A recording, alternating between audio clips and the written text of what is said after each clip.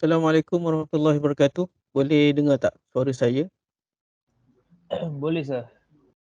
Okey, Boleh. baik. So, kita mulakan dulu kita punya sesi khas hari ini. Kita mulakan dengan Ummul Kitab Al-Fatihah.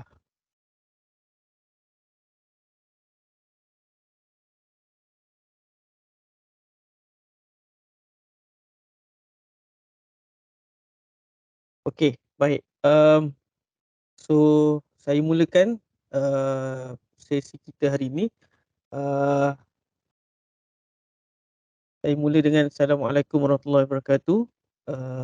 Yang dihormati kita punya speaker jemputan hari ini, tu Puan Najdiah Abu Bakar. Beliau merupakan seorang usahawan dan juga wealth management consultant.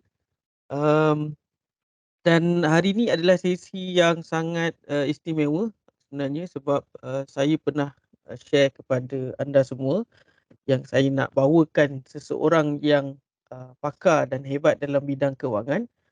Sebabnya saya merasakan anda semua kena belajar tentang ilmu pengurusan kewangan ni walaupun anda masih belum ada income dan sebagainya. Jadi itu yang terhasilnya webinar kita hari ini yang dinamakan sebagai The Money Makeover, Transforming Your Student Wallet. So ini adalah webinar yang ditujukan khas untuk student sebenarnya, dan semua konten yang ada dalam ni kita susun khusus untuk seorang student yang boleh diaplikasikan. Korang boleh pakai terus ilmu-ilmu yang Puan Najdiah akan kongsikan sekejap lagi. Okay, so saya tak nak buang masa. Saya just nak bagi satu intro yang simple. Cuma ada beberapa point sikit yang saya nak tambah, iaitu di hujung sesi nanti kita akan sediakan sijil. Okay, sijil ni kepada yang isi feedback form sahaja dan anda boleh claim G-Hox point. And then kita ada kalau tengok dalam poster kita ada all winner bonus ni, maksudnya kita ada satu surprise lah yang kita nak bagi kepada anda semua.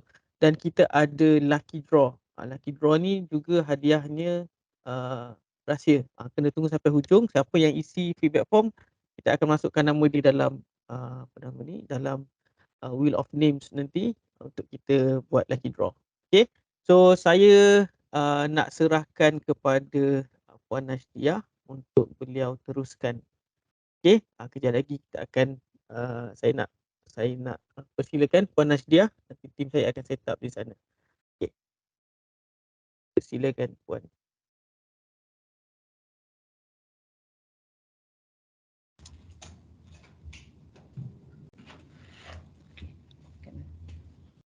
Okey.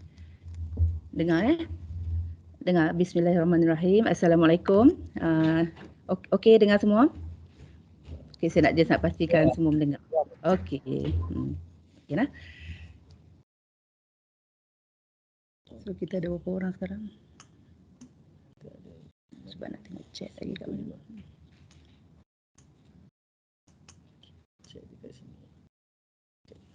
Okay. Sebab ni pakai mic. Okey. Boleh ya? Okey. Slide dia kena pegang sini lah. Okey. So bismillahirrahmanirrahim. Assalamualaikum. Berbesar hati saya hari ini berterima kasih kepada pihak UniKL, terutamanya kepada Sir Syafiq yang jemput saya pada program hari ini, The Money Makeover. Alhamdulillah saya daripada orang industri. InsyaAllah apa pendekatan yang saya cubakan bawa hari ini, dia tak macam dalam classroom biasa. Termasuk kat sini saya akan kongsi dengan together dengan pengalaman saya akan blendkan sekali. Dan sebelum tu saya nak ucap selamat datang juga kepada kita punya peserta, dan saya difahamkan ada almost 160 orang. So dalam ni sekarang baru dalam almost 100. Tak apa, sementara memanggil orang lain, saya nak ucap tahniah kepada anak-anak semualah. Saya katakan sebagai anak-anak sebab saya tengok semua muda-muda belakang lagi kat sini yang hadir awal dalam kelas kita. Sebab saya masa belajar dulu saya lebih kepada orang yang awal. Saya awal dan masuk kelas pun saya duduk kat depan. Sebab saya percaya yang duduk awal kat depan ni dia dapat ilmu dululah. Okey, sebelum kita teruskan, saya akan perkenalkan diri saya sekejap lagi, dan saya nak cerita sikit apa itu program hari ini. Okey, The Money Makeover ni adalah satu program yang Cik Syafiq minta saya share di sini hari ini tentang pengurusan keuangan. Pengurusan keuangan untuk individu, dan macam mana saya akan relatekan juga kepada anda semua yang saya difahamkan untuk lebih terlibat dalam bidang keusahawanan. Okey, program ni juga adalah sebenarnya bukan program baru ataupun perkara yang saya baru reka semalam. Okey, ia adalah gabungan daripada pengalaman-pengalaman saya lebih daripada 25 tahun dalam bidang perbankan, dan terlibat dengan beberapa institusi keuangan di Malaysia, dan juga saya sebagai seorang usahawan. Okey, program ni sebenarnya saya dah jalankan since 2013 macam tu. Saya buat roadshow ke merata Malaysia. Nama program kita kat depan tadi adalah The Money Makeover, tapi dia adalah hasil kandungannya sama seperti yang saya dah bawa selama ini lebih daripada since 2013 tadi. Program ni saya namakan sebagai Klinik Celik Wang. So saya bawa ini untuk pelbagai lapisan. So untuk hari ini kita tengok semua anak-anak muda, saya rasa ini antara sebenarnya adalah crowd yang paling saya suka, paling saya teruja untuk bercerita, sebabnya anda semua muda-muda lagi. So tak banyak buat silap lagi, dan ini kita jadikan sebagai satu titik mula untuk anda supaya mengurus keuangan dengan cara betul. Orang cakap apa? Start it right. Do it right, start it right. Itu benda yang paling penting. So dan pada itu juga hari ini saya tak naklah kalau saya seorang je bercakap. Dahlah kita, kalau dalam classroom saya boleh nampak reaksi anda semua, sebab melalui Zoom ni itulah kekangan yang kita nampak. Tapi saya akan tetap baca ruang-ruang komen atau anak-anak semua boleh letakkan komen ataupun soalan kat situ. Nanti along the way tu kita akan sama-sama ada two ways punya communication. Dan tadi Cik Syafiq ada cakap, ada share akan ada hadiah-hadiah yang kita akan offer di penghujungnya nanti. Itu satu bonus, dan saya juga nak offer, InsyaAllah saya akan ada hadiah istimewa untuk anak-anak semua, dan saya nak tengok 2 peserta yang paling aktif di sini dekat ruang komen ataupun nak tanya soalan, ataupun just yang paling banyak letak komen ataupun pendapat dekat ruang komen. Daripada yang paling ramai dan paling aktif, saya akan pilih pada di hujungnya nanti untuk bagi satu hadiah istimewa. 2 hadiah lah untuk 2 orang. Okey. Kita teruskan sebab saya difaham saya hanya diberi masa 2 jam. Pengisian yang saya nak kongsi hari ini sebenarnya adalah untuk program 1 hari. 1 hari biasa saya buat untuk 1 hari dah pukul 9 hingga 5 petang. Sebab pengisian dalam ni agak komprehensif dan banyak, tapi sebabkan 2 jam dan kita juga hanya melalui online, so saya akan touch yang benda-benda yang core, supaya yang paling penting whatever program yang kita join ataupun mana-mana seminar sama ada online atau fizikal, atau ilmu apa yang kita belajar adalah bukan ilmu yang kita dapat masa dengar dan masa ketika itu saja. Yang paling penting adalah apa yang kita apply selepas itu. Dan tips-tips yang saya akan kongsi, ilmu-ilmu saya akan kongsi hari ini, InsyaAllah akan terlalu banyak. So saya haraplah ada anak-anak semua boleh ambil dan implement. Yang paling penting adalah action. Dan apa juga kita buat, kita belajar. Tapi kalau tidak disusuli dengan action, tak guna juga. Okey, itu yang saya bagi tahu daripada awal supaya anda semua dapat tangkap poin-poin penting yang mana yang mungkin boleh dijadikan satu panduan untuk mulakan macam mana nak urus duit dengan betul. Dan saya akan sentuh juga macam mana setiap orang perlu ada financial profile tersendiri. Macam kita kat sekolah, kita dibekalkan dengan report card, betul tak? Kita dibekalkan dengan report card untuk kat situ kita akan tengok kita punya prestasi, kita punya result, kita punya aktiviti kat sekolah dan sebagainya. Begitu juga dengan pengurusan keuangan. Sepatutnya sebenarnya kita anggap benda ni sebagai wajib untuk setiap orang ada dia punya report card sendiri. Ini kepada semua yang join hari ini, saya rasa adalah sangat bertuah pada usia anda yang sangat muda. Anda sudah didedahkan dengan kepentingan untuk ada report card tentang selok belok pengurusan keuangan anda sendiri. So dalam report card tu, dalam along the way ni saya akan share apa yang ada dalam report card tu. Okey. So program ni ada yang saya sebut tadi, klinik celik wang. Saya nak nampakkan program mengurus keuangan ni sesuatu benda yang mudah sebenarnya. Mudah jika kita ada ilmu dan kita apply. Okey, yang ni saya sentuh juga klinik klinik celik wang ini kita run untuk pelbagai crowd dan kita pergi merata. Ini antara segmen-segmen audien yang saya dah sentuh, macam audien hari ini anda semua adalah duduk dalam kategori siswazah ataupun belia, dalam kategori itu yang bakal graduate dan bakal insya-Allah akan ada kerjaya ataupun pekerjaan sendiri. So bila ada kerjaya dan pekerjaan sendiri, anda juga semua akan start memegang duit sendiri. Itu program ni saya sangat berterima kasih pada Cik Syafiq, dia bawa untuk anda didedahkan tentang kepentingan mengurus duit. Okey, ini antara yang kita bawa. Okey, yang ni saya introduce diri saya sendiri. Okey, saya alhamdulillah saya graduate daripada Universiti Utara Malaysia dalam bidang pengurusan keuangan, dalam bidang perniagaan. Okey, dan saya terlibat dalam pengurusan keuangan daripada start first kerja saya sebagai banker, dan saya juga adalah usahawan. Dan sehingga ke hari ini saya masih dalam bidang yang sama, tapi lebih kepada sebagai business coach dan yang seangkatan lah, saya lebih banyak membangunkan usahawan-usahawan dan forte saya adalah dalam bidang pengurusan keuangan. Dalam pada itu juga, okey sekejap keluar. Yang tak nampak? Tadi tak nampak. Okey. Sorry ada teknikal sikit kita. Nanti komen kalau ada apa-apa tak ni, just komen kat sini. Belum ada. Okey.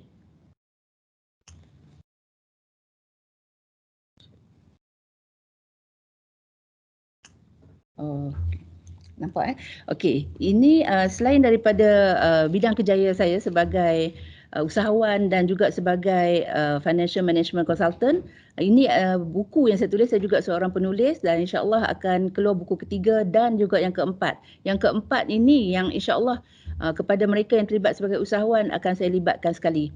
Okey, ini saya sentuh sikit. Inilah office saya di Bandar Permaisuri. Okey, and then okey, yang ni sedikit tentang apa itu company saya buat ataupun kami punya forte business. Tak boleh nampak. Sorry, ada gangguan-gangguan hari ni.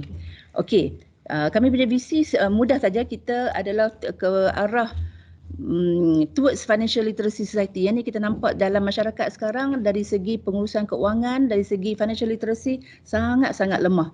Itu kita nampak satu ruang dan peluang untuk kita masuk, kita dekatkan gap itu. Okey. Yang ni saya akan terus sentuhlah. Tak jalan slide dia. Kejap slide tak jalan.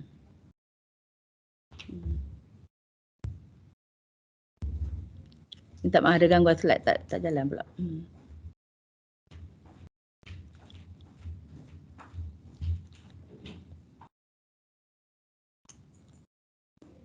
Minta maaf dia slide kita tak jalan. Mama, tolong slide tak jalan. Tengok jap Dia pilih dekat slide tu balik je. Tekan balik dekat PowerPoint tu.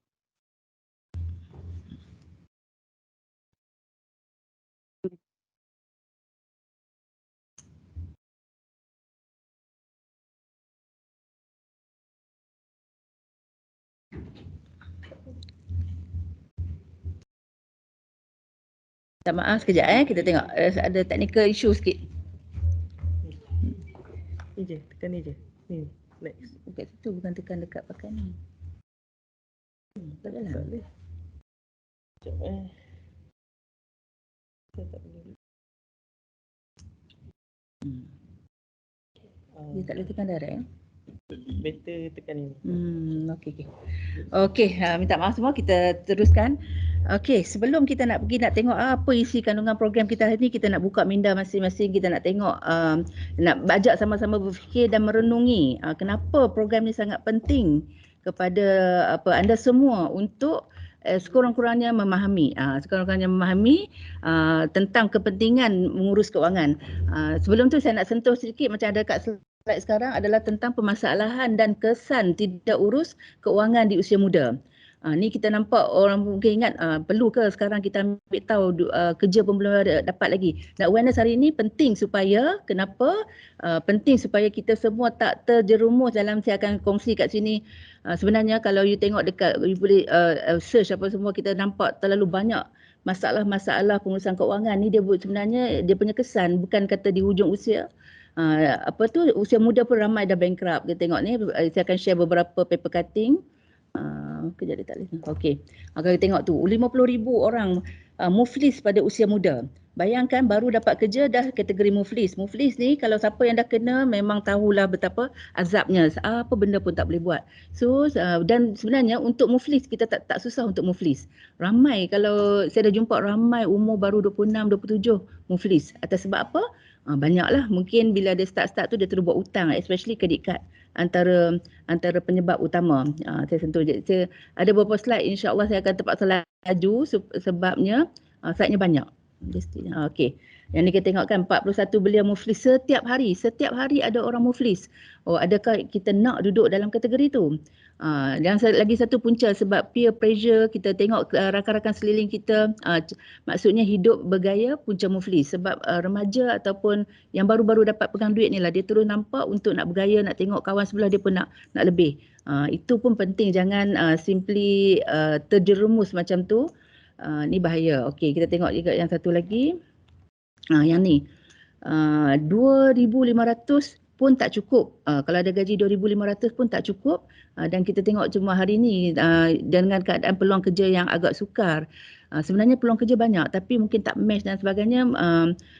Kita tengok pengangguran yang sangat banyak, tapi yang peliknya peluang kerja banyak. Tapi di dekat sini kita nampak mungkin tidak berlaku matching. That's why apa yang kita nak bawa hari ini di hujungnya ada jalan keluar. Ada jalan keluar kepada anak-anak semua. Kalau contoh bila dah grad besok tak dapat kerja, macam mana nak buat? Okey, kita tengok kat sini ada dia tulis pekerja muda tidak pandai urus duit. Ini semualah majoriti saya jumpa, out of 10 yang kita jumpa mungkin seorang dua je dia nampak macam mana nak urus duit dengan cara betul. Okey, saya harap siapa yang dah join hari ini sekurang-kurangnya tidaklah dah masuk dalam kategori yang tak nampak nak start pun tak tahu. Okey, yang ni saya terus sentuh kepada kenapa pengurusan keuangan kendiri itu penting untuk setiap individu. Tak kiralah kita ni siapa. Ini yang saya anggap sebagai ilmu yang wajib kita kuasai, ataupun setidak-tidaknya ilmu asas tu. Bukanlah maksud saya mengatakan kita semua perlu menjadi seorang accountant, jadi chartered accountant contoh untuk baru bijak nak urus duit. Untuk pengetahuan semua, tak semestinya walaupun kita seorang accountant tapi kita bijak dalam mengurus duit sendiri. Mungkin seorang accountant dia boleh mengurus duit syarikat ataupun jabatan ataupun tempat yang dia bekerja, tapi untuk urus duit sendiri tidak berlaku di situ. Dalam buku yang saya share tadi tu memang saya ada kongsi beberapa kisah yang seorang walaupun chartered accountant tapi end up hampir bankrupt. Ada ni kisah-kisah benar yang kami dah lalui. Okey, kenapa penting pengurusan keuangan kendiri untuk setiap individu? Saya akan touch kat sini. Okey. Kita start dulu dengan apa kesilapan yang kebanyakan orang muda yang dia buat silap dalam mengurus duit dia sendiri. Okey, kita tengok kat sini ya.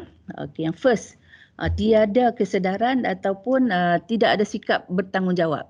Yang ni majoriti yang mengatakan ilmu urus duit ni bukan satu benda yang compulsory untuk kita ambil tahu. Kita dah duduk kat universiti contoh, kita dah belajar 2-3 tahun, kita keluar dan kita mengandaikan ilmu yang kita belajar dalam bidang yang kita belajar, itulah yang paling penting untuk kita survive dengan kita mendapat kejayaan yang kena-mengena dengan apa yang kita belajar.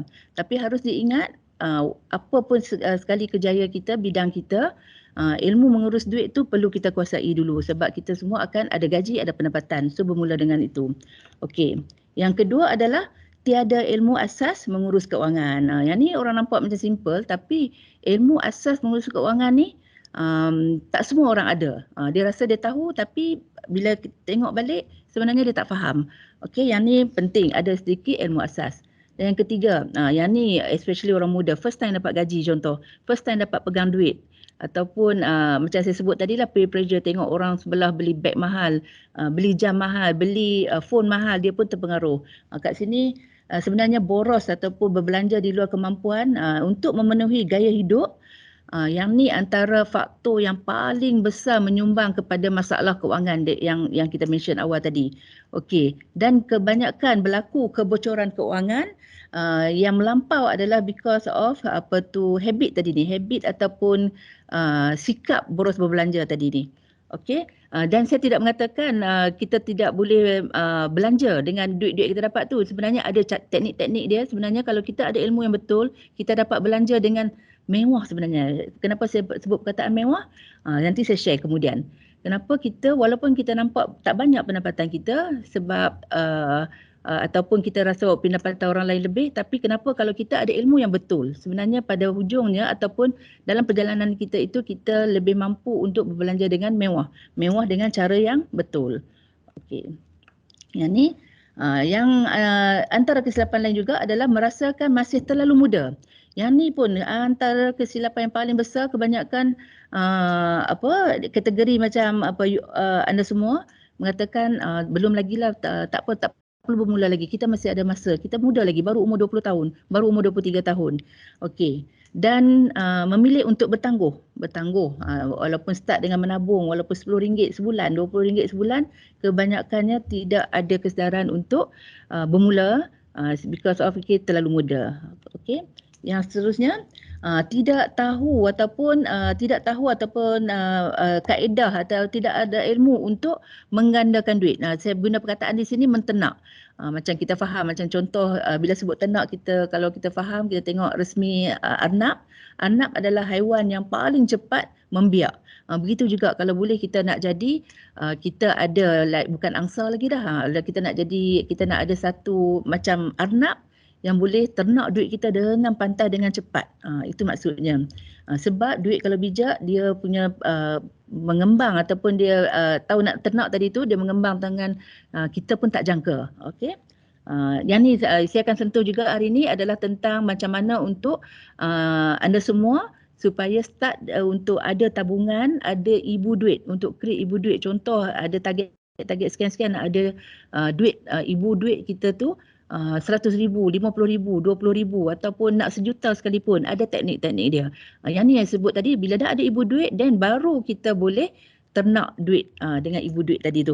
Okey, ni bahasa-bahasa saya banyak guna bahasa layman supaya lebih dekat dan lebih menyentuh, supaya tak mau terlalu, sebab ilmu keuangan ni actually ramai orang dia tak nak dekat ataupun dia takut untuk dekat sebab dia rasa susah. Tengok ada word-word jargon-jargon, sebab ilmu yang boring lah, saya senang cakap sebagai boring. That's why dalam program ni saya akan guna bahasa-bahasa yang lebih santai, bahasa-bahasa yang lebih layman supaya kita nampak dan kita boleh guna tu sebagai apa benda yang kita nak lakukan ataupun action planning kita based on that. Okey. Saya nak sentuh kat sini sebab semua dalam ni adalah orang muda. Majoritinya saya rasa 25 tahun ke bawah. Apa aset besar orang muda sebenarnya? Apa aset besar orang muda sebenarnya dalam kebanyakan program? Kalau saya dapat audience yang macam ni, yang saya pergi, first kali saya akan ucapkan tahniah dulu. Anda semua kaya. Anda semua kaya. Kenapa saya kata anda semua kaya? Selalunya akan adalah yang bagi feedback balik, kenapa macam mana puan kata kaya sedangkan kami belum ada pekerjaan, kami belum ada simpanan, tapi saya tetap mengatakan anda semua kaya. Kenapa kaya? Sebab anda semua masih muda. Okey, dalam mengurus keuangan, faktor usia ataupun faktor jarak adalah perkara yang memainkan peranan yang paling penting. Selagi maksudnya anda ada ruang masa, pada adatnya lebihlah daripada orang yang dah berumur seperti saya contohnya. Walaupun contoh saya kaya macam mana, milioner macam mana pun, banyak mana harta yang saya ada pun, saya tidak akan mampu untuk beli masa. Saya tidak akan mampu untuk membeli masa. Dan pada adatnya orang yang lebih berumur, masa dia dah tak panjang. Itu maksud saya tadi. Contoh anda baru berusia 23 tahun, 24 tahun. Contoh nak retire berapa tahun? Umur retire yang standard yang kita tahu dalam 55 tahun. So 55 tolaklah katalah 25 tahun sekarang, anda masih ada dalam 25 tahun. Itulah kenapa faktor masa ni mainkan peranan. Okey, saya akan share, kita akan nampakkan. Okey. Yang ni kita nampak masa, Jangan buang masa. Masa adalah aset yang paling bernilai macam saya sentuh tadi. Even dalam Al-Quran pun mengatakan demi masa sesungguhnya manusia dalam kerugian.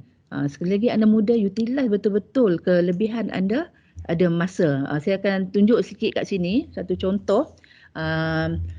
Satu contoh saya nak tengok bagaimana dua orang ni perbezaan mindset dan perbezaan tindakan mereka memberi kesan yang sangat luar biasa bagi saya. Contoh kita ambil sampel di sini tentang saya nak tunjuk macam mana penting ataupun manisnya untuk kita bermula awal. Saya nak you all semua utilize kelebihan yang ada tadi tu dari segi masa. So contoh kita ambil dua contoh orang kat sini, dua contoh pemuda di sini, seorang adalah Adam, seorang adalah Hawa. Kita tengok Adam macam mana dia bermula dengan pada usia 18 tahun. 18 tahun dia dah start menabung, dia ada tabungan 1,000 setahun, bukan sebulan, setahun. Dan seorang lagi Hawa kawan dia tunggu dan lihat dulu dan mengatakan yang masa saya sebut awal tadi, aku masih muda, tak perlu nak bermula lagi. So aku masih muda, aku tunggu dulu. Tapi Adam dia tidak tunggu, dia terus buat. Apa yang dia buat adalah dia start menabung bulan-bulan contohnya, dan cukup setahun setiap tahun tu dia pastikan dia ada 1,000 tabungan dia. So sehinggalah dia terus menabung sehingga umur dia 27 tahun, lebih kurang dalam 2 tahun, 4 tahun, 6, 8, dalam 10 tahun. Dia konsisten buat benda yang sama, setiap tahun dia pastikan ada 1,000 yang dia simpan. Dan Hawa pula masih relax, masih tunggu dulu, aku masih muda, dia lebih mungkin dia lebih spend pada untuk belanja, untuk shopping, sedangkan Adam sudah start. Okey, dalam selepas 10 tahun, apa yang berlaku? Duit Adam pada ketika itu kalau anda tengok kat situ sudah ada RM17,582. Okey, masa ni Adam pada selepas 10 tahun dia sudah terkumpul amount yang banyak tu. Tapi masa tahun ke-11 dia dah stop untuk menabung. Mungkin dia ada komitmen lain, mungkin dia dah kahwin, dia dah tak nak menabung. Tapi pada ketika ini Hawa melihat rakan dia Adam sudah ada duit yang 17,000 lebih kat dalam akaun. Jadi kat situ Hawa dapat kesedaran, dia tidak ada apa-apa lagi, dia masih kosong. So kat situ baru dia ada kesedaran untuk bermula. So dia pun nak bermula, dia pun nak berlumba dengan Adam, dia start juga 1,000 juga setahun macam mana Adam buat. Sedangkan Adam sudah berhenti, tapi Hawa teruslah dia menabung sampailah umur dia 50 tahun. Daripada umur dia 27 tadi dia start menabung bukan 10 tahun lagi. Tapi pada akhirnya cuba tengok kat bawah tu, Hawa dah ada berapa, Adam ada berapa. Walaupun Adam hanya 10 tahun yang pertama, lepas tu dia stop. Duit itu yang mengembang tadi, itu yang saya sebut tadi, mentenak duit tu. Duit tu dia terus membiak dengan dia ada pokok. Dia panggil sebagai ibu duit tadi. Saya mention sebagai ibu duit. Dia kembang pada usia 50 tahun. Adam sudah ada dalam akaun 156,000. Tu bayangkan tanpa dia tambah ada apa-apa tambahan lagi. Kita andai tak ada apa-apa tambahan lagi selepas umur 28 tahun. Tapi Hawa tadi, dia terus nak kejar Adam. Dia terus menabung walaupun setiap tahun without fail. Dia terus menabung sehingga umur 50. Apa yang Hawa ada, Hawa tidak dapat beat Adam. Hawa hanya mampu dapat separuh daripada jumlah tabungan yang Adam ada. Itulah yang saya sebut tadi, manisnya Adam, dia sacrifice awal. Macam anda semua nanti contoh dapat pekerjaan. Yang pertama apa yang anda kena fokuskan kepada macam mana nak buat cash reserve. Macam mana nak bina ibu duit. Macam mana nak besarkan, nak gemukkan ibu duit dulu. Ini adalah orang yang paling bijak bagi saya. Sebab apa yang saya share kat sini, sebab saya melalui banyak pengalaman-pengalaman macam ni, bagaimana saya bermula dulu tanpa ada ilmu, tanpa ada siapa-siapa pun nak guide. Dan saya selalu bercakap kepada audience saya, pada crowd saya selalu cakap, andai kata saya ada mesin masa, banyak benda yang saya betulkan, banyak benda yang saya perlu buat daripada awal, yang sebelum ini saya tak buat, bukan untuk menyalahkan sesiapa, mungkin salah sendiri sebab kita yang tidak cari ilmu, kita lah yang tidak pergi ambil tahu macam mana nak bermula. So hari ini saya rasa anda semua patut berterima kasih lagi pada Cik Syafiq. Beliau bawa program ni supaya at least anda sudah nampak. Dan saya difahamkan juga untuk student Uni KL, anda juga ada elang-elang bulanan yang dapat. So daripada duit situ mungkin anda boleh bermula. Okey, kita tengok kat sini. Kita harap kalau boleh semua yang ada dalam hari ini, anda jadilah Adam. Anda jadilah seperti Adam. bermula hari ini, tidak tunggu sampai nak dapat kerja besok baru bermula. Mana nak teknik nak bermula, along the way nanti saya akan guide. Okey. Ramai yang tanya macam mana duit dia compound sampai macam ni. Kalau siapa yang anda semua masih belajar, tahu kalau ambil financial management, inilah formula dia. Future value macam mana kita kira, dan faktor K adalah ataupun masa atau bilangan tu dia ada kuasa dia tertinggal. Itu yang memainkan peranan. Okey, yang saya tak mau sentuh banyaklah tentang ni, ini lebih kepada teori. Okey. Yang ni yang saya nak kita semua ada semangat, ada matlamat, ada keinginan untuk ada sifat ni, ada matlamat untuk capai financial independence seawal mungkin, ataupun ada orang sebut sebagai financial freedom. Apa yang dimaksudkan financial freedom? Apa yang dimaksudkan sebagai financial independent? Maksudnya kita tidak perlu bergantung kepada sesuatu ataupun pada pekerjaan untuk kita teruskan lifestyle kita, hidup lifestyle seolah-olah kita masih ada benda yang terpaksa kita bergantung. Sebab kalau kita betul daripada awal, sebenarnya kita boleh dikatakan kita nak retire awal, retire early. Maksud retire ni bukan kata retire untuk tidak mahu bekerja. Maksud saya retire ni, kita retire daripada pening, kita stres memikirkan tentang setiap hari bangun pagi kita terpaksa pergi kerja. Pergi kerja dengan terpaksa, dengan pergi kerja dengan kita rasa seronok adalah suatu benda yang suatu perkara yang sangat-sangat berbeza, sangat-sangat tak sama. Kalau kita bangun pagi kita fikir kalau aku tak pergi kerja aku tak ada duit. Kalau aku tak pergi kerja bos marah dah, aku mungkin akan dibuang kerja. Kalau aku tak pergi berniaga contohnya, kita tak dapat income. Itu kita akan terus keluar pergi kerja dalam keadaan stres. Apa yang berlaku pada masyarakat hari ini? Pada masyarakat hari ini, especially di Kuala Lumpur atau di bandar-bandar besar, kebanyakan bangun pagi sudah stres. Bangun pagi sudah stres sebab apa? Sebab itulah kita bangun, ada yang walaupun nampak gaji banyak tapi seolah-olah kita kais pagi makan pagi, kais petang makan petang. Why not? Masa anda masih muda, anda ada ilmu tentang nak urus duit, anda target mungkin dalam 5 tahun, 10 tahun untuk anda capai financial independent. Financial independent ni orang akan tanya berapa yang kita kena ada dalam akaun, berapa aset yang kita kena ada. Itu bukan persoalannya. Sebab setiap orang istilah kaya itu tidak sama, istilah financial independent yang tahap yang nak capai itu tidak sama. Kita yang set kita nak macam mana. Okey, kita nak set, kita nak, ada orang 50,000 bagi dia dah kaya, ada orang 1 juta pun belum tentu kaya. Maksud saya financial independent ini yang tadi itulah supaya kita tidak hidup kita ni macam tak kena cucuk tali, kita cucuk hidung. Kita tidak bergantung dan kita terpaksa buat benda tu adalah untuk survival dalam hidup. Jadi kalau kita ada ilmu daripada awal, insya-Allah bagi saya orang yang mengurus duit di peringkat awal di usia muda, dia seolah-olah ada pelincir yang sangat bagus, sangat dia akan melancarkan tentang pengurusan keuangan kita dan juga automatically mengurus hidup kita. Okey. Dan along the way tu boleh tanya, boleh letak komen, boleh letak dekat sini lah macam saya sebut tadi, siapa yang paling banyak komen, siapa yang paling banyak bertanya akan ada bonus, akan ada hadiah sesuatu. Okey, yang penting tadi kita sebut tadi nak capai financial independent, itu sangat general, betul tak? Financial independent untuk seseorang itu sangat general. Jadi of course kita nak achieve something, nak achieve something mesti kita kena ada matlamat yang jelas. Then baru kita boleh work on that matlamat. Okey. Sekejap Syafiq, ada air tak? Sorry nah, sakit tekak lah pula. Okey. Okey, saya nak tunjuk kat sini sebab anda semua masih muda, anda akan tengok kat sini. Macam mana setiap orang perlu ada peta dalam, minta maaf, dalam mengurus duit.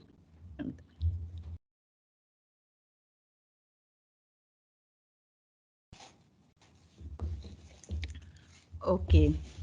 Ini kalau kata saya buat kelas secara fizikal, you all semua akan terlibat secara langsung macam mana nak buat peta matlamat keuangan masing-masing. So bagi saya, setiap daripada kita dalam apa yang kita nak buat mesti ada matlamat. Mesti ada matlamat, so daripada situ baru kita boleh susun kita punya tindakan. Begitu juga dalam mengurus duit. Ramai yang terlepas pandang untuk nak adakan matlamat dalam mengurus duit. Ramai orang just letak, aku nak ada macam ni je lah, aku nak ada rumah lah, aku nak beli kereta, aku nak beli aset, tapi sekadar hanya kata nak benda tu macam di awang-awang. So dalam mengurusi keuangan, benda ni perlu diletak dan ditulis dan dicatat dan dibuat matlamat itu dengan jelas. Okey, ini apa yang saya share kat anda semua boleh nampak kat skrin. Okey, contoh kita ada garis masa. Contoh yang saya buat ni untuk orang yang baru bermula umur 19 tahun dan kita letak kat situ sampai maksimum 7 tahun dan kita bagi fasa-fasa dia. Kita buat 5 tahun macam tu. Kalau tengok ni contoh yang kita letak, contoh peta matlamat keuangan which is yang saya sebut tadi, semua orang wajib ada. Ni nampak simple tapi you try buat akan nampak kesan dia. Akan nampak kesan. Okey, contoh yang kita letak kat sini pada umur 25 dia nak letak sebagai dia nak kahwin. Umur 30 contohnya dia nak beli kereta. Ini anda contoh-contoh yang saya buat kat sini supaya anda semua nampak. Kenapa? Sebab kita sangat dikuasai oleh kuasa minda.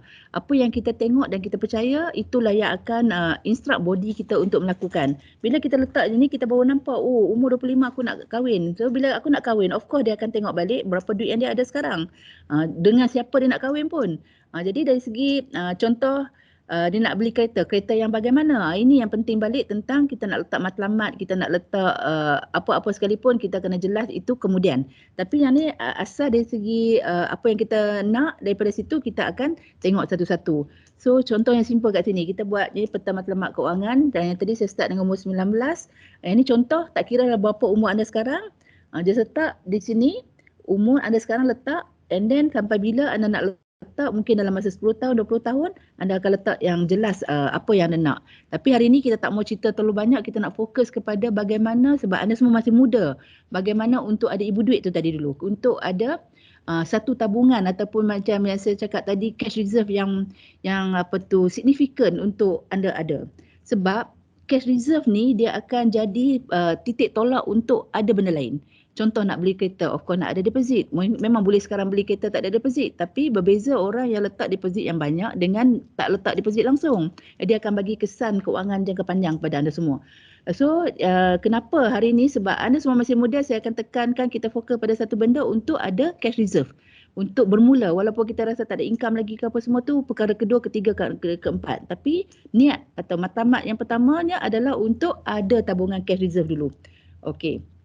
Yang ni saya sentuh juga dalam asas mengurus keuangan. Yang ni kita kena faham ada 7 tiang, adapun 7 asas pengurusan dalam elemen pengurusan keuangan.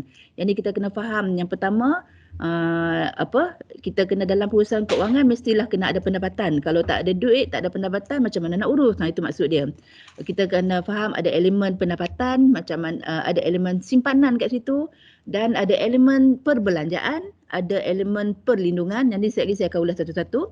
Ada juga elemen pelaburan, ada elemen penyucian ataupun kita panggil zakat. Dan yang last sekali, sebab kita semua hidup datang di dunia dan kita akan kembali balik, dan apa yang akan kita tinggalkan, sama ada nanti hutang ataupun kita akan tinggal aset. Dan nak tinggal aset pun ada cara-cara dia, ada tugas-tugas yang perlu kita lakukan. Okey. Ini adalah 7 elemen yang dalam asas pengurusan keuangan, tapi saya akan tunjuk sekejap lagi bagaimana ia mempengaruhi ataupun relate daripada satu ke satu. Yang ni, yang first sekali macam saya sebut tadi, kalau kita tak ada pendapatan, tak ada income, tak ada dalam kita punya cash flow, tak ada yang masuk, macam mana kita nak urus? So first sekali, ini mungkin sangat sesuai kepada audien hari ini, mungkin sedang mencari-cari macam mana nak ada income. Yang first kali kita kena fokus untuk cipta pendapatan. Macam nak cipta pendapatan, of course akan datang daripada pekerjaan, daripada perniagaan, daripada komisen, daripada upah. Itu maksud cipta pendapatan. Jadi yang tu kita kena faham dulu. Walaupun kita belum ada kerja hakiki, tapi sebenarnya kita dah start boleh cipta duit. Ini kalau dalam program secara fizikal, saya akan buat dulu, kita duduk, kita pakat-pakat fikir dulu apa kelebihan ataupun kekuatan yang kita ada. Sebenarnya itulah aset permulaan. Bukan kata duit kita nak start apa-apa, kita perlu ada duit 1 juta, perlu ada duit 1000 untuk bermula. Tapi apa yang ada dalam diri kita yang boleh kita jadikan duit. Itu maksud saya. So kita kena kreatif dalam mencipta pendapatan. Ini key yang sangat-sangat penting yang ramai orang tak faham.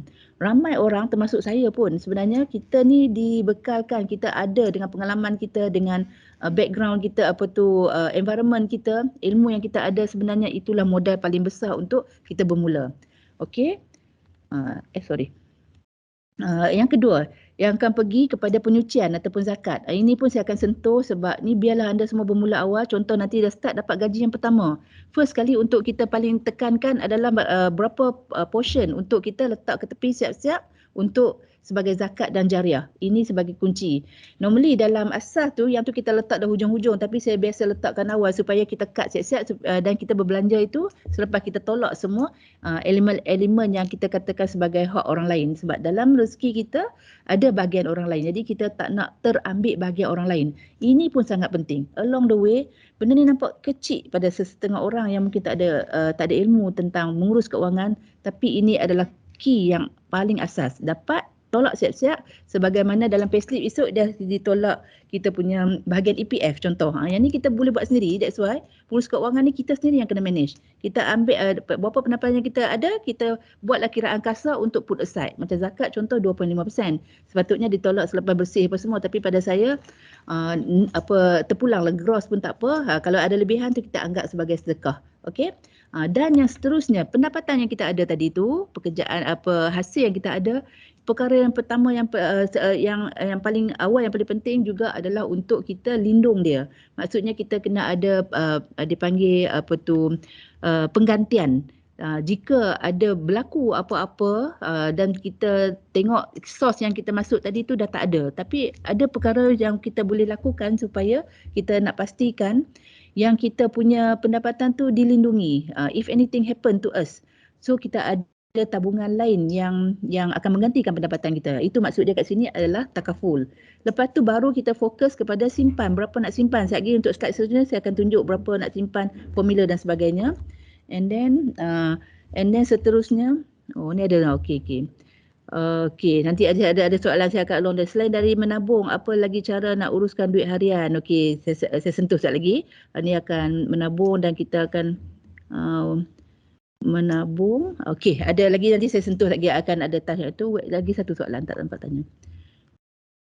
Where should invest if I'm brand new to investing? Okey, yang ni pun saya akan sentuh. Thank you for asking question, menunjukkan anda alert. Saya takut saya cakap dengan skrin je hari ni.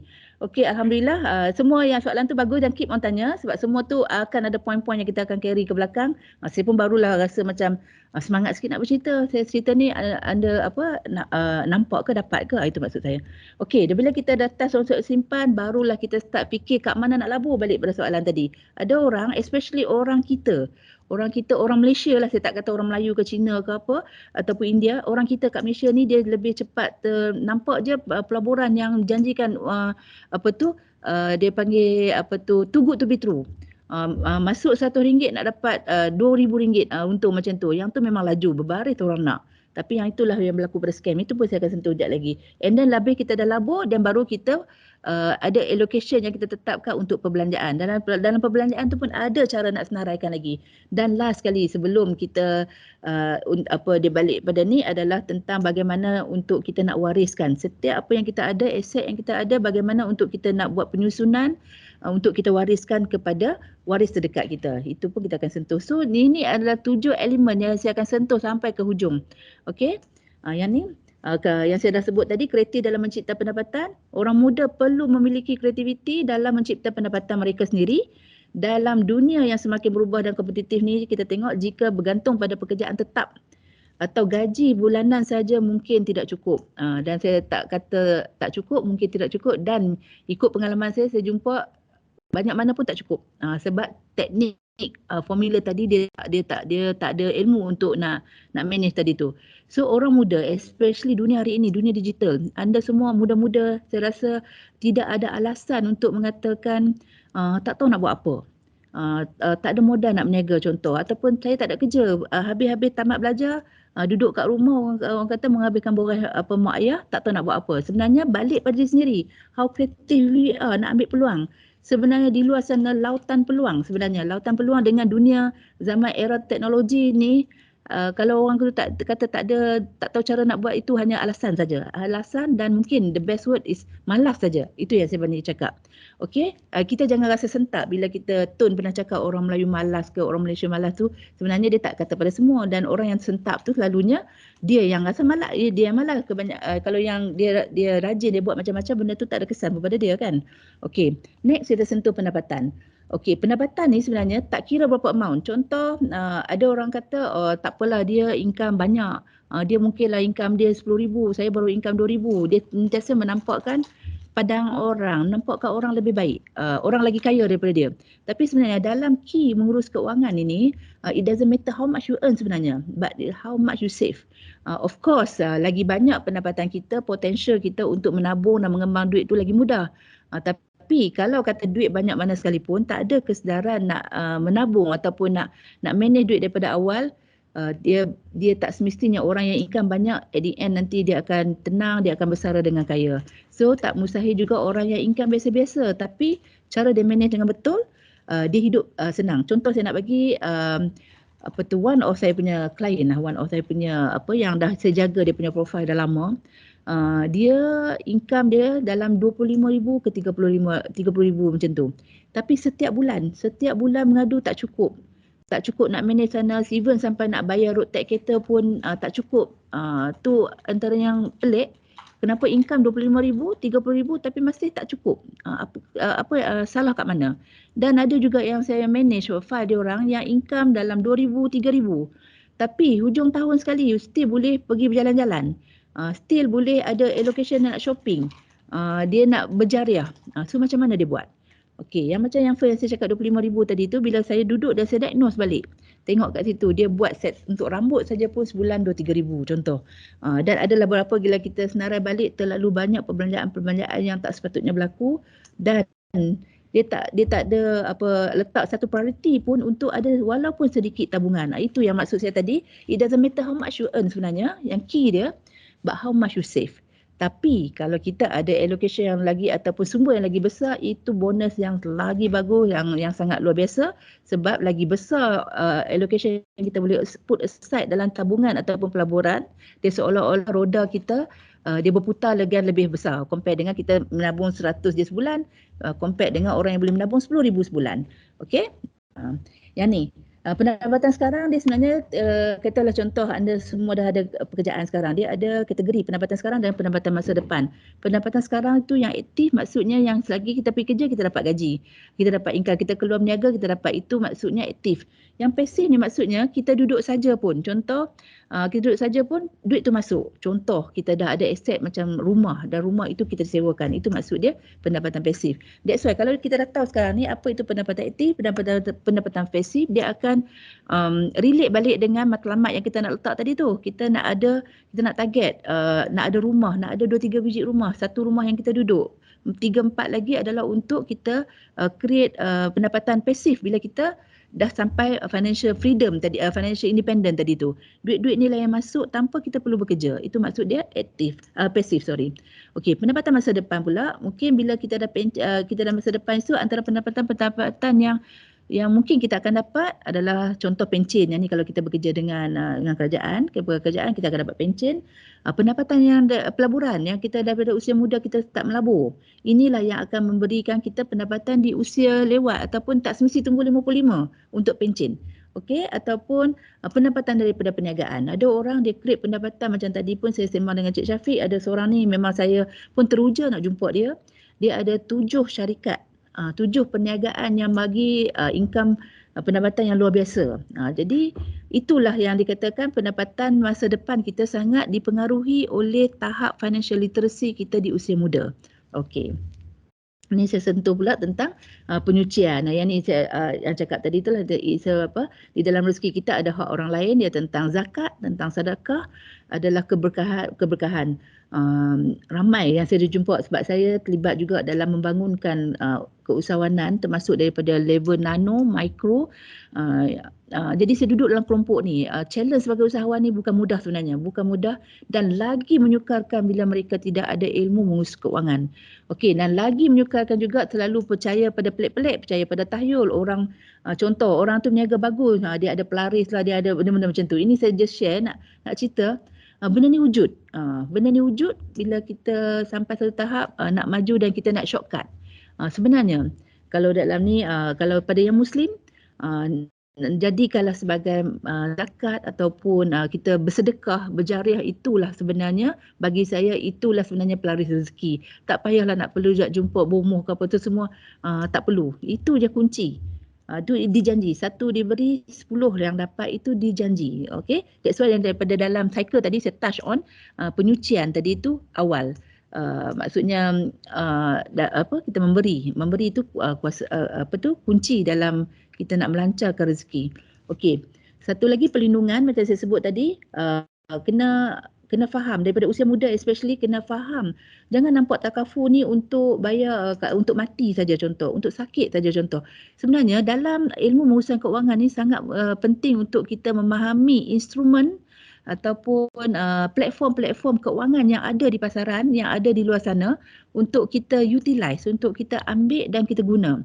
Orang yang faham tentang kegunaan ataupun kepentingan satu-satu instrumen keuangan ni adalah orang yang sangat bijak. Orang yang sangat bijak, sebab ramai yang majoriti yang kita jumpa tak perlulah ambil tahu, tak nak ambil tahu. Sedangkan itulah instrumen-instrumen yang dicipta itu adalah sebenarnya untuk memudahkan kita. Contoh seperti takaful.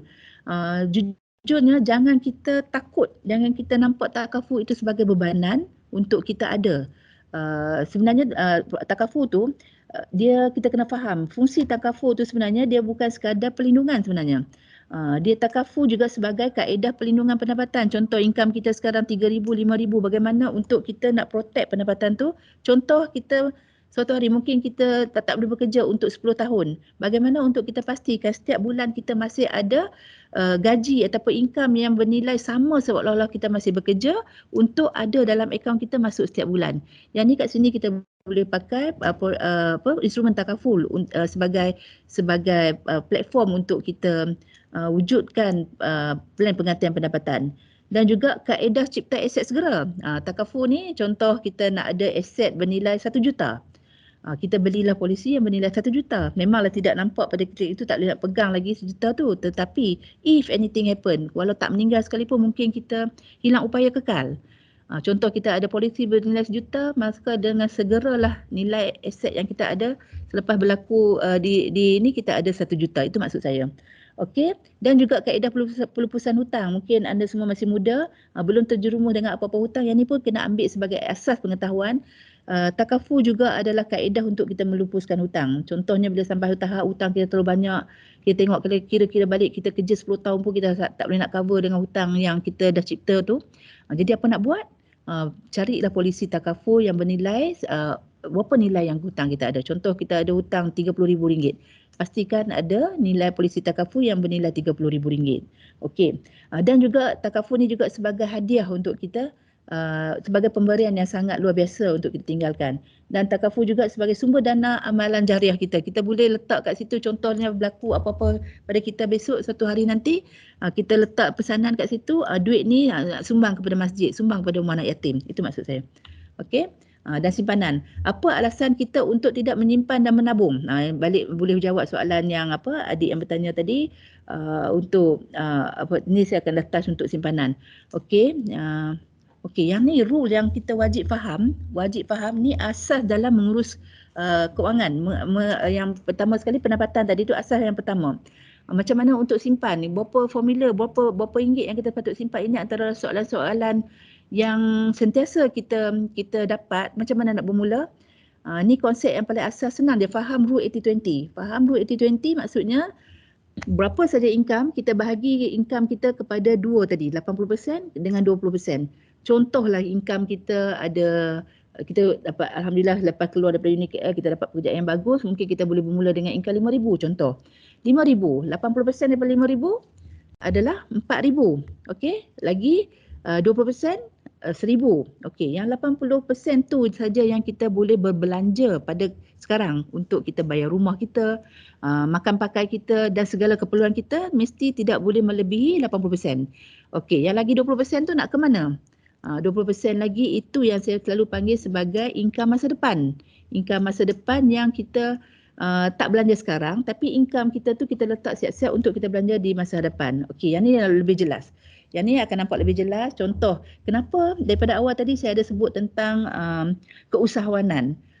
Kenapa kita kena ada entrepreneurship mindset? Walaupun kita keluar mungkin kita kerja makan gaji, mungkin kita kerja dengan kerajaan, dengan public listed company, dengan syarikat-syarikat swasta. Tapi tak kiralah di mana kita berada, kita mesti ada entrepreneurship mindset. Sebab ini sangat mempengaruhi bagaimana kita urus duit, bagaimana kita punya performance kat tempat kerja. Sebab kat ujung tu ada sedikit elemen profit ataupun keuntungan yang kita nak. Okey. Contoh macam kita ada perbezaan di sini kalau kita berpendapatan tetap ataupun kita makan gaji lah.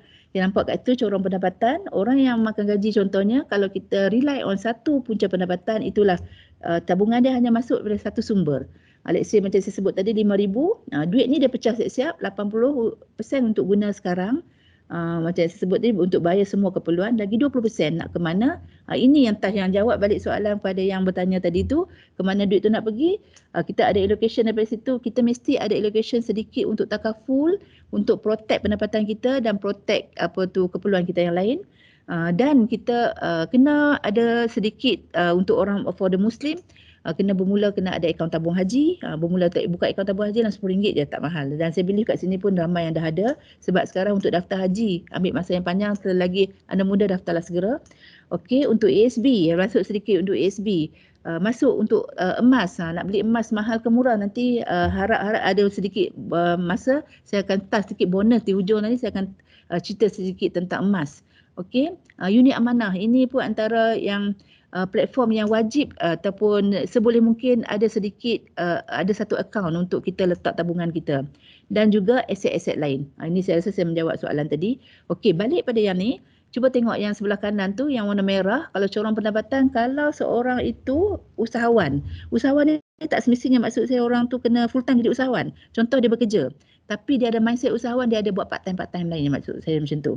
Part time ni kadang ada benda tak perlu pun kita pergi buat benda tu, ambil masa apa, dia boleh part time ni sebab dia yang saya sebut tadi tentang dunia digital tadi tu. Banyak yang kita boleh utilize.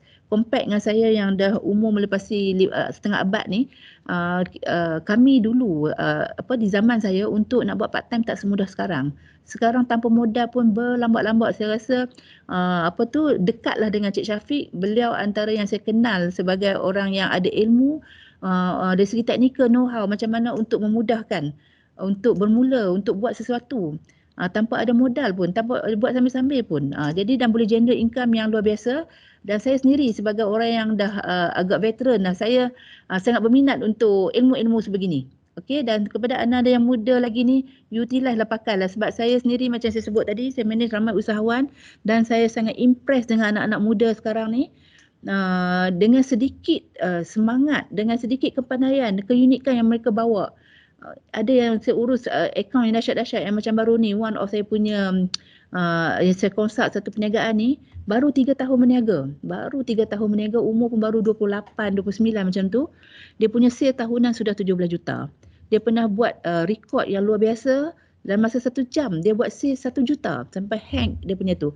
Itu yang saya nak sebut tadi. Dia kalau tengok background dia business student dan dia juga ada dia literate, IT literate. Jadi ini antara modal-modal yang orang muda boleh utilize. So bila kita tengok kita sebagai ada mindset usahawan, yang saluran corong tadi tu kita tak bergantung pada satu pendapatan. Kita boleh create 2, 3, 10 sekalipun. Nak pula dibantu dengan teknologi. Berpuluh-puluh pipeline kita boleh buat.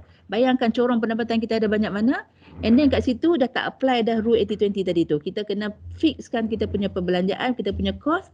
Tapi yang hak bahagian untuk tabungan tu kita letak semaksimum mungkin. Yang ni akan jadi kita punya tabung ibu duit ni sangat-sangat cepat nak membiak. Sangat cepat sebab kita letak banyak. Okey, compare orang yang ada satu pipeline of income tadi, dia limit. Mungkin dia ada income, dia boleh simpan sebulan 1,000 tu je lah.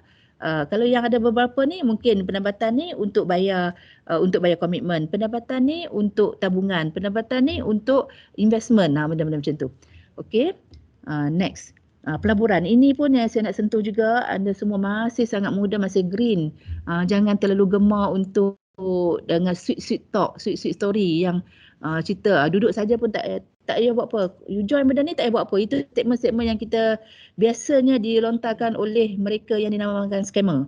Logiknya manalah logik tak buat apa pun tak dapat duit. Tapi kalau kita plan daripada awal, duit kita boleh bergerak sendiri, boleh itu lain cerita. Maksudnya you join, you tak payah buat apa-apa dapat income. Tidak adil lah kat situ kan. So kita wajib melabur, kita kena ada allocation untuk kita melabur, tetapi jangan sampai melebur. Itu sebagai warning lah saya cakap.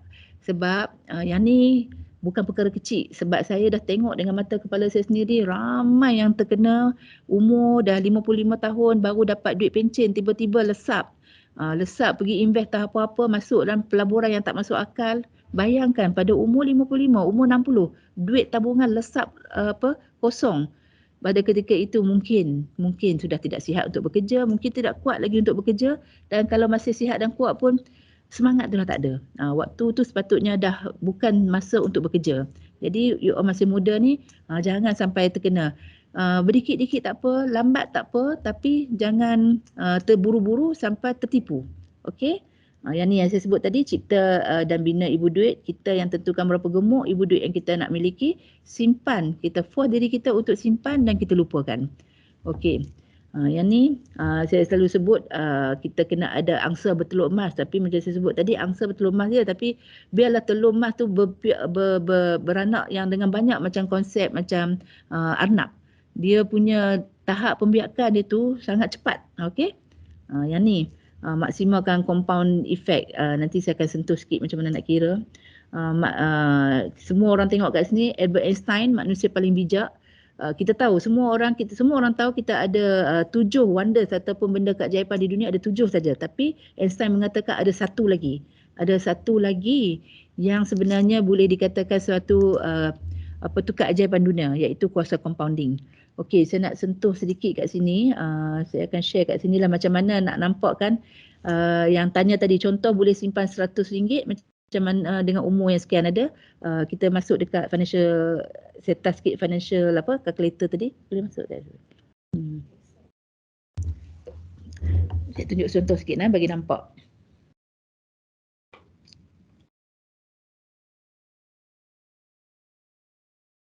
Ada yang tanya mengurangkan strategi berkesan menjimatkan wang dalam kehidupan seharian. Okey, yang touch yang Root 80-20 tadi tu. Yang tu kita dah senarai dulu betul-betul, yang mana kita tak apa, nanti saya akan jawab satu-satu lah ni. Okey, yang ada tanya ni, apa itu minimum initial investment amount? Okey, yang ni soalan yang bijak, soalan yang power untuk soalan ni. Sebenarnya kita, yang saya akan share hari ni mungkin RM10 pun ada. Ada investment yang boleh start dengan RM10 je. Ada investment yang start dengan RM1. Yang pointnya tadi, keinginan untuk bermula dulu. Yang ni saya nak tunjuk sikit, kita berangan ramai-ramai. Yang nampak tak saya tunjuk tadi future value punya formula tadi tu, yang ni kita dah buat dalam bentuk Excel. Kita sentuh sikit kat sini macam contoh kat sini, siapa umur kebanyakan umur berapa dalam ni, Syafiq? Dalam 20 lah, kita kata umur 20. Kita letak dalam masa 10 tahun.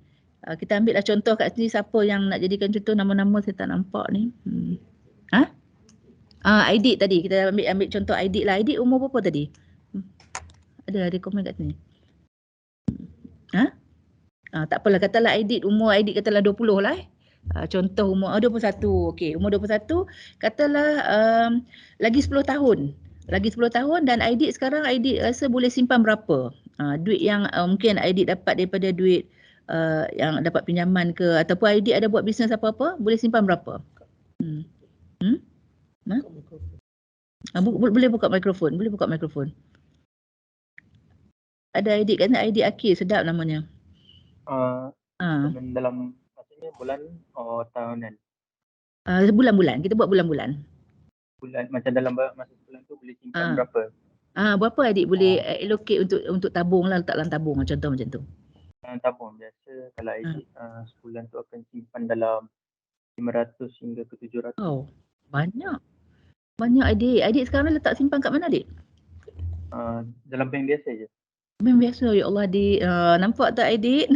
Tak apa, Aidit muda lagi. Anyway, tahniah Aidit berani untuk bertanya pun. Itu pun dah satu kemenangan. Aidit akan nampak ini titik tolak yang sangat luar biasa untuk Aidit. Aidit buat bisnes ke apa yang boleh simpan sampai 500 tu? Tak ada, dia macam apa tu? macam allowance dengan Okay. beasiswa untuk negeri macam Aidit dapat dia macam beasiswa untuk apa tu negeri Terengganu punya dengan Okay. adalah allowance yang parent kasih. Okey, maksudnya 500 tu lepas Aidit tolak lah perbelanjaan yang Aidit makan pakai semualah ya. Okey. Okey Aidit, tadi macam saya ada tunjuk tadi kan, boleh simpan tadi tu beberapa tempat, betul tak, kat tabung haji lah apa semua kan. Tabung haji ASB dekat Go. Jadi 500 tu Aidit jangan letak kat satu tempat. Aidit mungkin letak dekat tabung haji sikit, letak dekat ASB sedikit, letak dekat unit amanah sedikit dan juga letak dekat emas. Macam emas ni bagi saya wajib letak sebab dia dia kalis inflasi. Sebab dengan umur Aidit macam ni, sangat bagi kesan yang luar biasa, mungkin by age sekian Aidit akan ada satu kita panggil satu kilo emas contoh. Ini antara matlamat keuangan yang Aidit boleh letak. Tapi tak apa, yang ni kita cerita secara general. Contoh Aidit kata letak tadi 500, betul tak? Yang boleh put aside dan kita letak 10 tahun dulu. Kejap apa tu masuk balik financial calculator. Kita Aidit fokus kat financial calculator tadi. Okey 500 dalam masa 10 tahun setiap bulan, contohnya macam Aidit 500 je lah, Aidit tak ada pekerjaan lain, hanya 500 tu je kita tunjuk contoh. Sekejap saya nak masukkan kat calculator balik. Jadi orang keluar tadi sebab ada teknisian tu. Okey. Aidit masukkan 500 sebulan, betul? Okey. 500 sebulan. Kita buat 10 tahun dulu. 500 sebulan.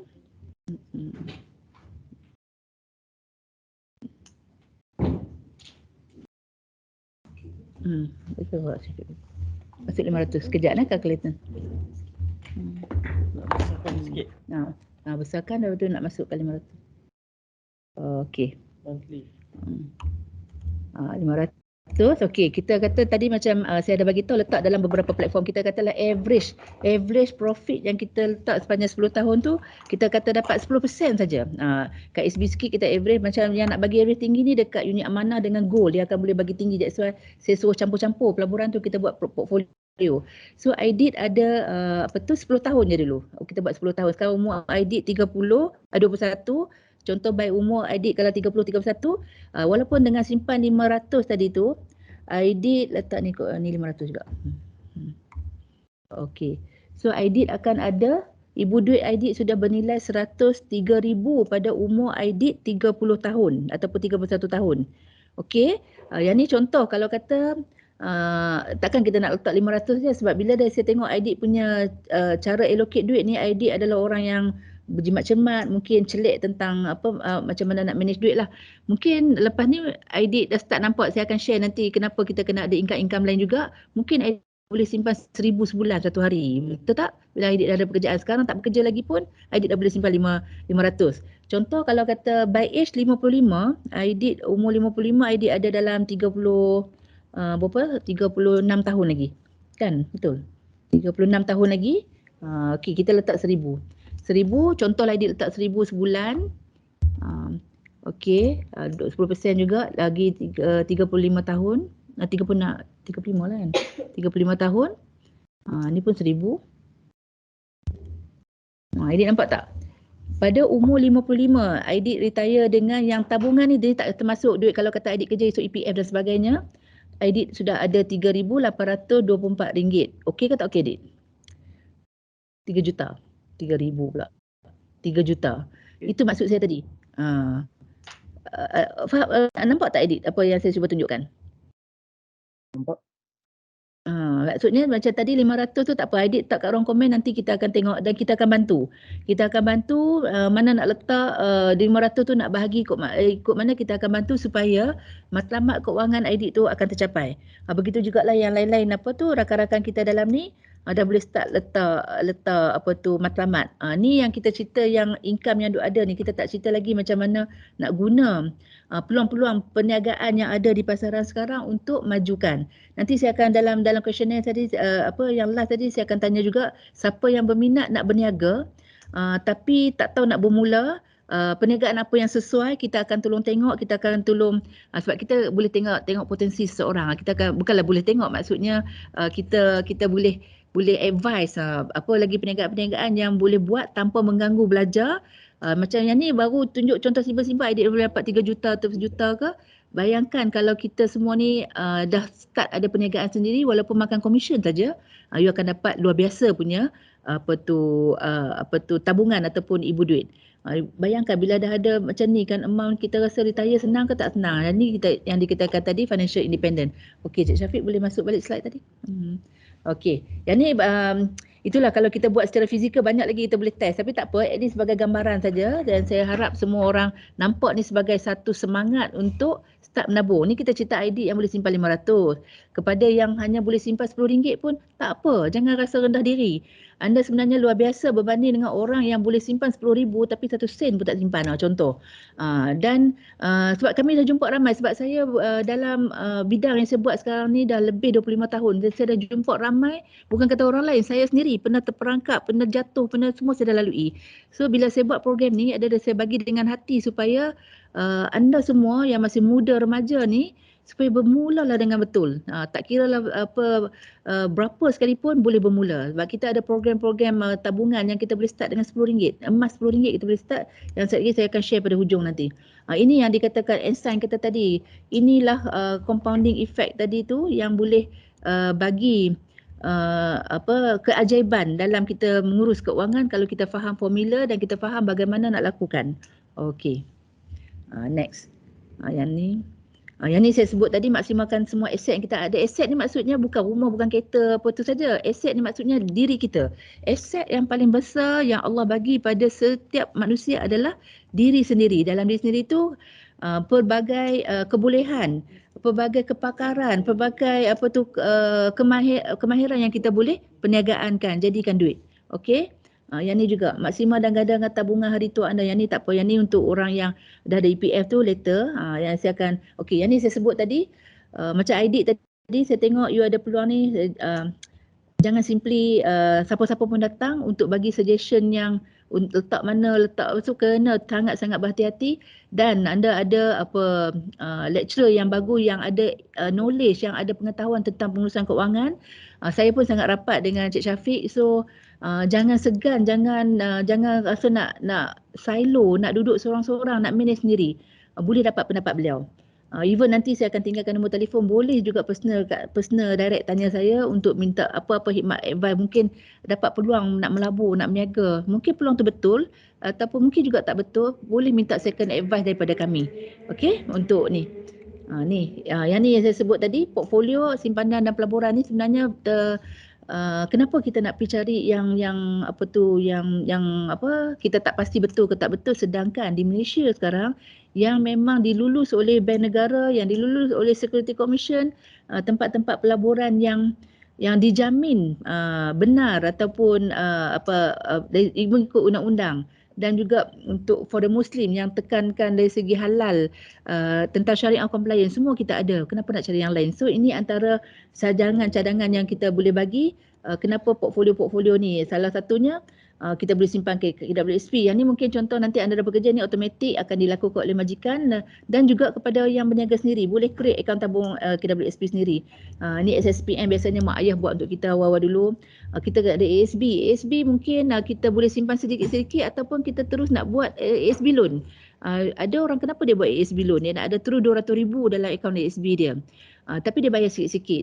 Sebab kalau dia tak buat macam tu, dia tak boleh, dia lupa nak simpan. Bila dia buat ASB loan tu, dia seolah-olah dia buat tabungan paksa, setiap bulan dia kena bayar.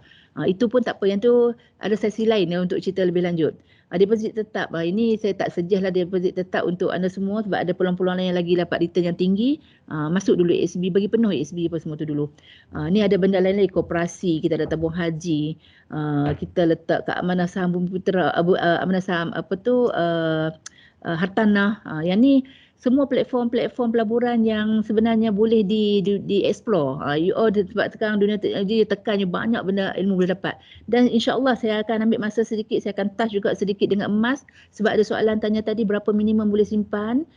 Dengan emas yang kita buat, yang kita design ni, hanya boleh bermula dengan RM10 sebab kita nak galak dan kita nak kalau boleh nak paksa semua orang supaya ada tabungan. Dengan RM10. That's why kita punya program kita start dengan RM10. Actually kita buat ni khas untuk usahawan. Tapi kepada siapa pun terbuka sebab usahawan ni dia meniaga hari-hari, betul tak? Ada yang meniaga, contoh dia meniaga nasi lemak satu pinggan RM5. Berapa yang dia sepatutnya simpan? Mungkin dia letak satu RM5 tu 20 sen ataupun 50 sen dia put aside. Cukup habis meniaga hari tu dia masuk dalam akaun, dia beli emas terus. Ini antara benda yang kita cuba buat. Okey, yang ni saya sentuh sedikit. Macam saya sebut tadilah, belanja atau perbelanjaan ni kalau orang yang tak ada ilmu tentang mengurus duit, dia dapat gaji terus pergi belanja. Lepas tu yang whatever balance tu yang dia simpan. Tapi apa teknik yang kita ajar, dapat tak kira pendapatan daripada gaji ke ataupun daripada kita berniaga ke, dapat dulu perbelanjaan tu kita tolak put aside dulu simpanan. That's why kita ada formula 80-20 tadi tu. Kita put aside dan formula itu tidak tetap. Ada orang dia nak buat 40-60, 40 je dia belanja, 60% dia nak simpan. Ikut apa tu keperluan, ikut komitmen yang dia ada dan juga ikut pendapatan yang dia ada. Sebab tu setiap orang dia ada financial profile yang saya sebut tadi sebagai report card tu yang berbeza. Sebab berbeza latar belakang, berbeza pendapatan, berbeza tanggungan, berbeza tahap celik keuangan dia. That's why dalam yang siapa dah join hari ni, memang kita saya akan minta Cik Syafiq mungkin letak dalam satu grup ke apa untuk kita bagi free advice ataupun advice berguna tentang mengurus duit. Saya tak nak habis kat sini, okey dah belajar. Sebab hari ni masuk sebab apa? Sebab Cik Syafiq paksa contoh. Sebab kalau tidak dia kira tak masuk kelas. Tak nak, ambil ni sebagai satu ilmu yang sangat-sangat mahal untuk anda semua. Akan yang beri kesan yang sangat luar biasa dalam hidup. That's why kita, mungkin saya akan saja kepada Cik Syafiq buat satu grup supaya kita tak habis di sini. Anda boleh reach saya lagi, anda boleh reach of course lah Cik Syafiq untuk dapat advice yang betul lah. InsyaAllah kami tak akan bagi ajaran sesat. InsyaAllah itu kita boleh jamin tak bagi sesat. That's why pendapatan tadi tolak simpanan, baru kita nak belanja. Itu yang saya cakap tadi, orang yang ada ilmu mengurus duit dia boleh berbelanja dengan kadang lebih mewah daripada orang yang ada banyak duit tapi tak boleh, dia tak ada ilmu mengurus duit. Dia belanja pun tak tahu apa dia belanja, duit dia bocor sana bocor sini, dia tak tahu. Tak cukup bulan lagi duit dah habis. Orang yang ada ilmu kadang-kadang kita tengok dia macam dia nampak dia banyak menabung tapi pada hujung dia masih boleh berbelanja dengan mewah ataupun tak mewah pun dia boleh belanja dengan dengan senang lah, dengan happy. Tu maksud saya. Okey. Dan juga kat sini ini adalah konsep asal dalam pengurusan keuangan juga. Setiap pendapatan kita tu dan juga setiap perbelanjaan kita sepatutnya ada rumah-rumah dia. Macam contoh perbelanjaan kita tadi tu. Berapa persen untuk keperluan, kita kena letak tabungan keperluan. Berapa persen untuk kita bayar kehendak. Kehendak ni maksudnya apa? Nak pergi tengok wayang, adakah itu keperluan? Macam sekarang ramai-ramai pakat pergi tengok Polis Evo. Okey, sekejap lah. Okey. Berapa persen juga income daripada perbelanjaan kita tadi tu, allocation perbelanjaan adalah untuk kita selesai hutang. Contoh untuk anak-anak ni, yang first antara yang akan anda hadapi adalah hutang belajar besok bila dah dapat gaji. Hutang PTPTN, hutang mara ataupun hutang mana-mana lah. Yang ni kalau kita tengok ramai mana yang dah pergi belajar, dapat peruntukan, dapat pinjaman yang besar, duit rakyat tapi tak bayar. Ini antara benda yang sangat tak sepatutnya berlaku. Kita kena faham itu tanggungjawab kita pada negara dan kepada generasi kita akan datang. Mungkin kita dapat peluang tu, adik-adik kita, anak-anak kita esok dah tak dapat peluang. Jadi kita kena ada satu tanggungjawab daripada sekarang. Kita dah plan berapa nanti lepas tamat belajar, allocation ni kita kena dahulukan untuk belajar. Sebab jadual-jadual tu biasa kalau like macam PTPTN dia dah bagi jadual kan. Itu tak apa. Yang ni saya sebut juga, kena juga kita ada allocation untuk liburan ataupun hiburan, untuk reward diri. Ada orang yang dia terlalu nak berkira, terlalu nak berjimat. Ini pun salah. Dalam pengurusan keuangan, kita bukan mengajar orang untuk berjimat saja. Dia actually mengurus secara betul. Sangat tak bagus bagi saya sebut selalu sebagai kufur nikmat. Kalau kita ada duit tapi kita tak nak enjoy langsung hidup, itu pun salah. kita sanggup bersusah sedangkan duit kita nak simpan untuk apa? Itu soalan-soalan dia. That's why ada allocation tu. Jangan rasa bersalah untuk berhibur. Jangan rasa bersalah untuk pergi bershopping, tapi mesti ada kiraan dia. Okey. Apa warisan ni saya tak mahu sentuh banyak sebab anda semua masih muda, jadi tentang bagaimana kita wajib untuk meninggalkan wasiat. Bukan kata orang muda tak perlu, kena tahu basic saja dulu. Dan ni adalah program lain pula yang lebih detail yang mungkin insya-Allah bila anda berada dalam circle kita, anda akan terus saya akan kongsi lagi berbagai peluang-peluang lagi yang anda boleh join. Okey. Okey. Yang ni pun saya tak mahu sentuh banyak. Yang ni sebut. Yang ni penting untuk semua dalam ni saya nak offer sebenarnya kat luar sana. Kalau mana whoever yang join program saya, buka file ni saja pun dah bukan free. Bukan free, ada charge dia. Tapi untuk dalam ni sebab Cik Syafiq dan juga sebab saya happy dengan crowd yang ada ni, ramai hari ni anak-anak muda semua, saya rasa saya terpanggil untuk kita akan offer free. Free untuk anda join, untuk anda buka financial profile bersama kita. Macam mana nak buat nanti kita yang betul-betul berminat, tapi walaupun free saya tak nak bagi free macam tu je. Saya nak bagi nanti jawab dalam kita punya soal selidik tu, tik kat bahagian saya nak untuk ada yang ni. Dan dari situ sebab dia jadi macam ni tahu. Kadang-kadang kita bagi free orang tak hargai. Alah benda free dapat tepi jalan, tak nak. Sedangkan benda ni orang kat luar bayar saya mahal. Bayar saya mahal untuk saya guide benda ni. Untuk dapat saya punya personal financial coaching. Jadi anda semua kita akan bagi percuma, tapi syarat dia satu, respon kat situ kata saya nak je. Dan lepas tu kita akan panggil balik dan kita buat balik ikut setiap orang. Okey. Dan sedikit lah, saya rasa ada masa lagi sikit kan. Saya sentuh sikit sebab saya tengok orang muda dalam ni rugi sangat kalau you all tak ambil peluang ni. Rugi sangat-sangat sebab saya macam cakap tadi lah, saya nak kalau boleh esok bangun-bangun saya jadi umur 25 tahun balik. Kalau tak pun jadi 40 tahun pun jadilah. Sebab banyak benda saya nak betulkan. Yang ni pun kenapa lah aku tak buat dulu macam tu. Ini yang saya bangunkan dengan business partner saya, kami buat dan kami terlibat juga dengan koperasi, dengan bank-bank kat Malaysia ni. Dan kami dalam program untuk pembangunan keusahawanan nano, mikro ke tahap SME. Dan mereka usahawan ni especially, diorang ni saya tengok saya kesian tau. Jujur ni saya kesian. Orang Melayu, especially orang Malaysia generally, sangat kreatif, sangat rajin berniaga. Tapi ramai berniaga kan, macam baru ni pun saya manage satu profile, dia sebulan dia punya income, perniagaan dia boleh dapat 160 ribu sebulan. Tapi end up bila saya tengok, kenapa dia tak layak nak ambil loan bank? Kenapa dalam akaun dia tu macam lalu je. Duit dia tak ada rumah, dia tak ada apa, semua dia tak ada lagi. Simpanan hampir tak ada. Pergi mana duit tu? Itu maksud saya yang saya letakkan pengurusan keuangan ni sebagai satu ilmu yang wajib untuk semua usahawan belajar. Sebab usahawan ni, dia orang tak ada EPF, dia orang tak ada pencen pada usia tua. Dan mereka juga adalah golongan yang mampu merubah landscape ekonomi negara. Kalau mereka maju, perniagaan maju, mereka akan berjaya cipta peluang pekerjaan. Jadi tak adalah tak langsung secara automatik kadar pengangguran akan jatuh. That's why kita fokus kepada usahawan. Tapi dia sendiri kena tolong diri dia sendiri dulu.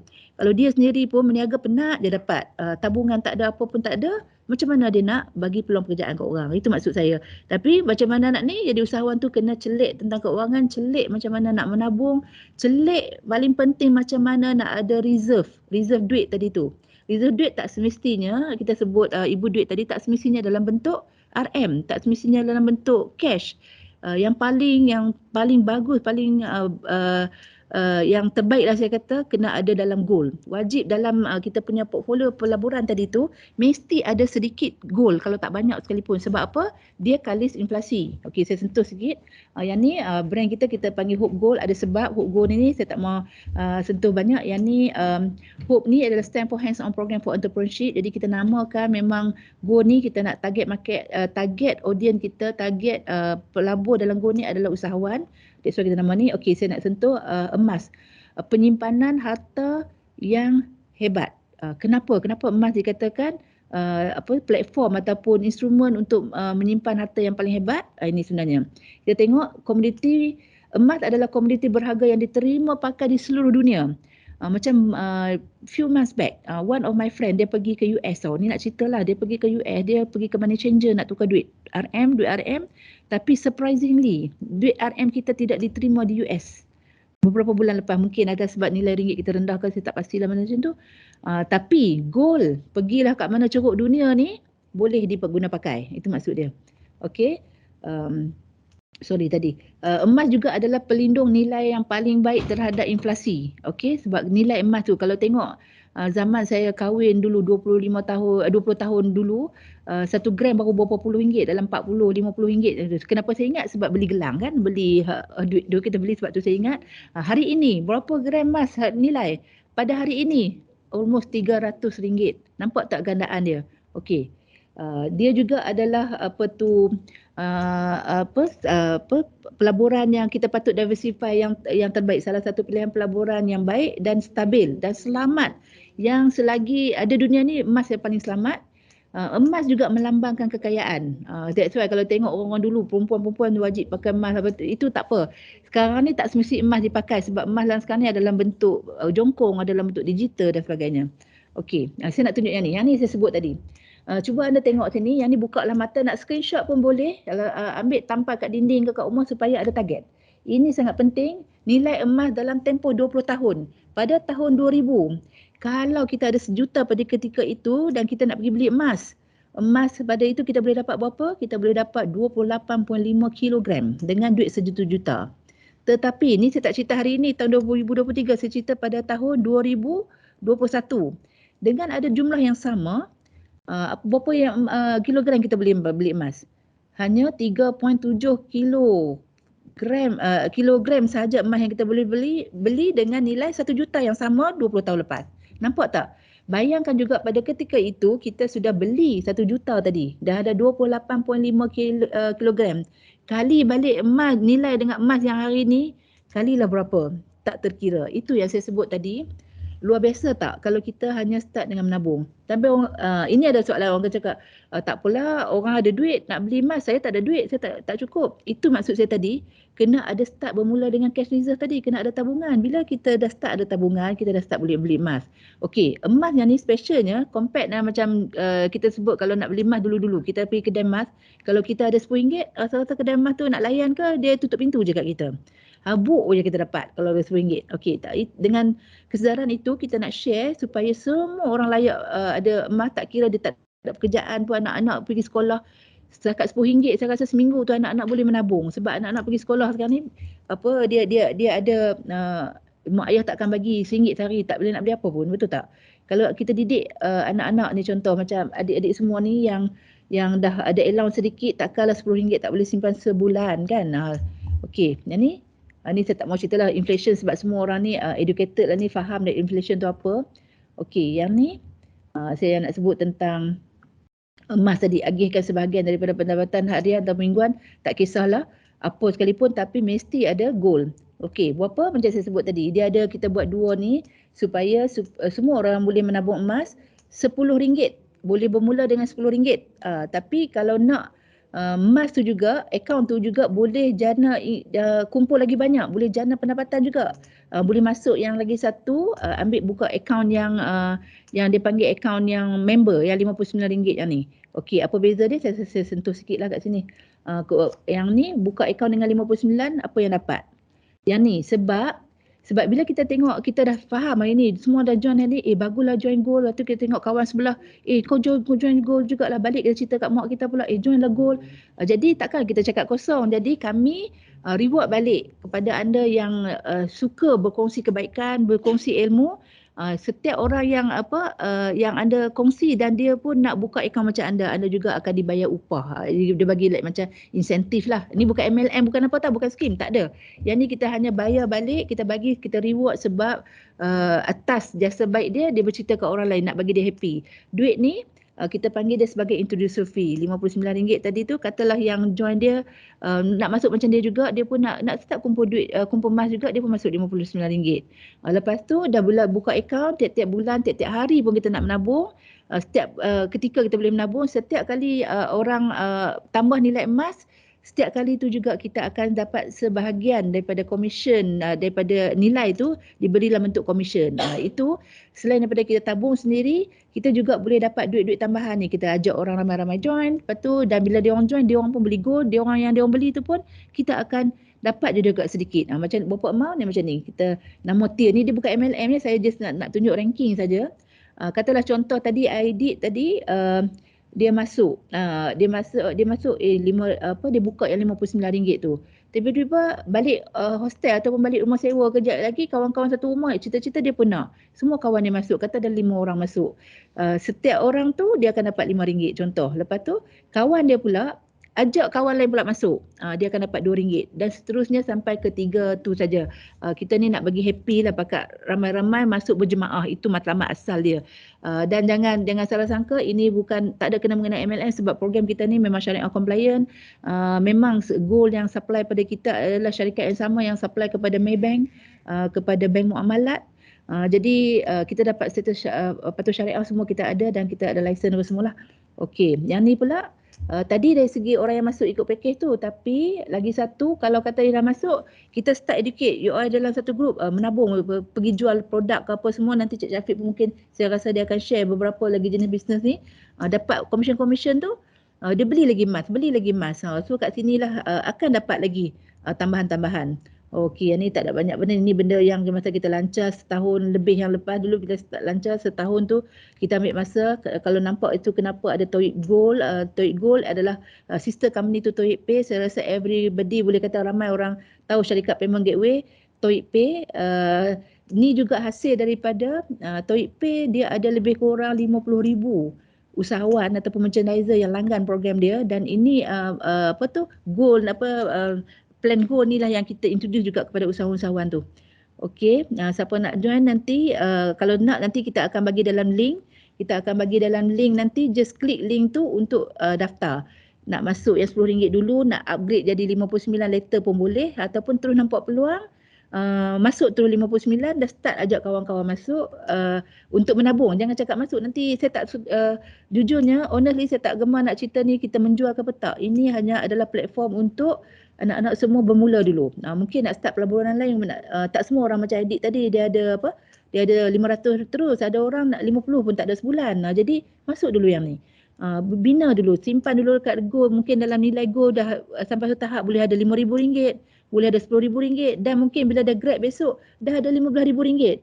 Dah boleh jadikan itu sebagai deposit nak pergi beli rumah. Okey ke tak okey? Mestilah okey kan? Kalau siapa tak okey tak faham lah. Keluar tu dah boleh start target. Nak cari rumah yang berapa-berapa untuk bayar deposit. Ataupun nak beli kereta nak bayar deposit. Nak beli apa-apa sekalipun lah. Okey. Yang ni saya tak payah sentuh. Sekarang ni kita akan bagi QR code yang lain dekat ni nanti. Yang ni kalau masuk ni, kita akan bagi yang lain bukan yang ni. Okey. Sebab saya nak ada you all semua berada dalam satu circle yang sama supaya kita pakat mesti boleh ni lagi lah. Okey, saya rasa sampai kat situ saja saya punya tu, dan saya juga along the way boleh buka kepada soalan. Okey, Fia tengok jap soalan. Okey, tengok kat soalan. Tak tahu. Okey, please kalau ada rasa nak tanya ataupun kat sini nampak saya memang minat nak menabung tapi duit yang mak ayah bagi, duit loan saya ada sikit cukup je. Macam mana saya nak start? Tapi mungkin anda ada masa, ada ruang untuk nak bermula perniagaan yang tak mengganggu anda belajar. Okey, yang ni saya nak kena baca satu-satu sebab mata tak pun nak nampak ni kan. Sekejap. Naik ke atas sikit. Okey, apakah strategi yang berkesan untuk mengurangkan perbelanjaan dan menjimatkan wang dalam kehidupan seharian? Okey, yang ni yang paling penting sekali, mesti kita buat catatan. Sebab kalau kita tak buat tu, kita tak tahu duit kita sebenarnya pergi mana. Kadang kita tengok bila kita buat catatan, percayalah buat catatan, kita senarai. Setiap hari kita record. Dan sekarang banyak apps boleh pakai, ada app free pun boleh. Okey, kalau paling worst sekali pun anda boleh pakai yang Maybank tu. Jadi bila kat situ, bila kita track kita punya perbelanjaan, kita akan tahu trend tau. Lepas bulan, 2 bulan kita buat, sebenarnya aku belanja kat sini terlebih-lebih. Kalau kita tak track, kita tak tahu tu yang kita selalu kata, aku tak tahu lah duit aku hilang mana, pergi mana duit. Itu selalu orang ada sebut. Tapi kunci dia adalah pada tracking tadi tu. Bila kita senarai, kita akan dah terus tahu mana allocation perbelanjaan yang kita rasa membazir je. Tak buat pula aku spend benda-benda yang lebih kat situ. Sedangkan kita boleh allocate, katalah kita suka macam contoh perempuan, lelaki pun sama sebenarnya kan. Suka sangat buka Shopee, buka pantang ada sale kita beli walaupun tak perlu sebab nak kerja hari sale, hari sebagainya.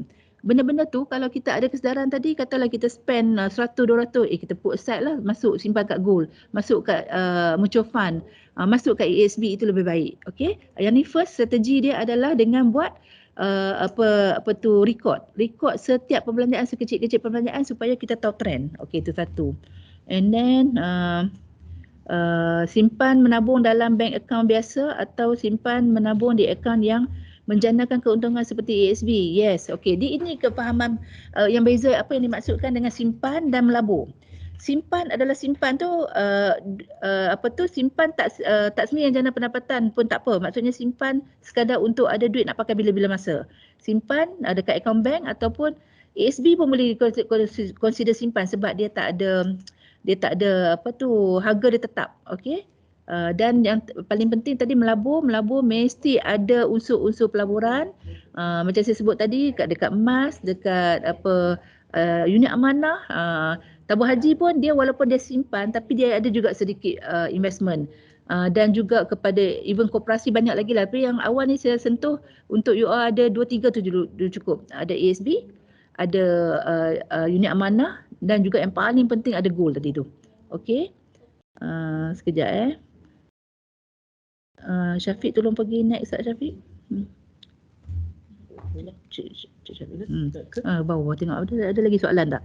Okey, simpan emas dalam bentuk digital, dalam bentuk fizikal lebih baik. Okey, apa yang kita share tadi tu sebenarnya emas tu emas fizikal. Tapi kalau ada RM10 nak beli habuk pun tak boleh kan, macam sebut tadi. Pointnya kita bagi dalam bentuk e-wallet.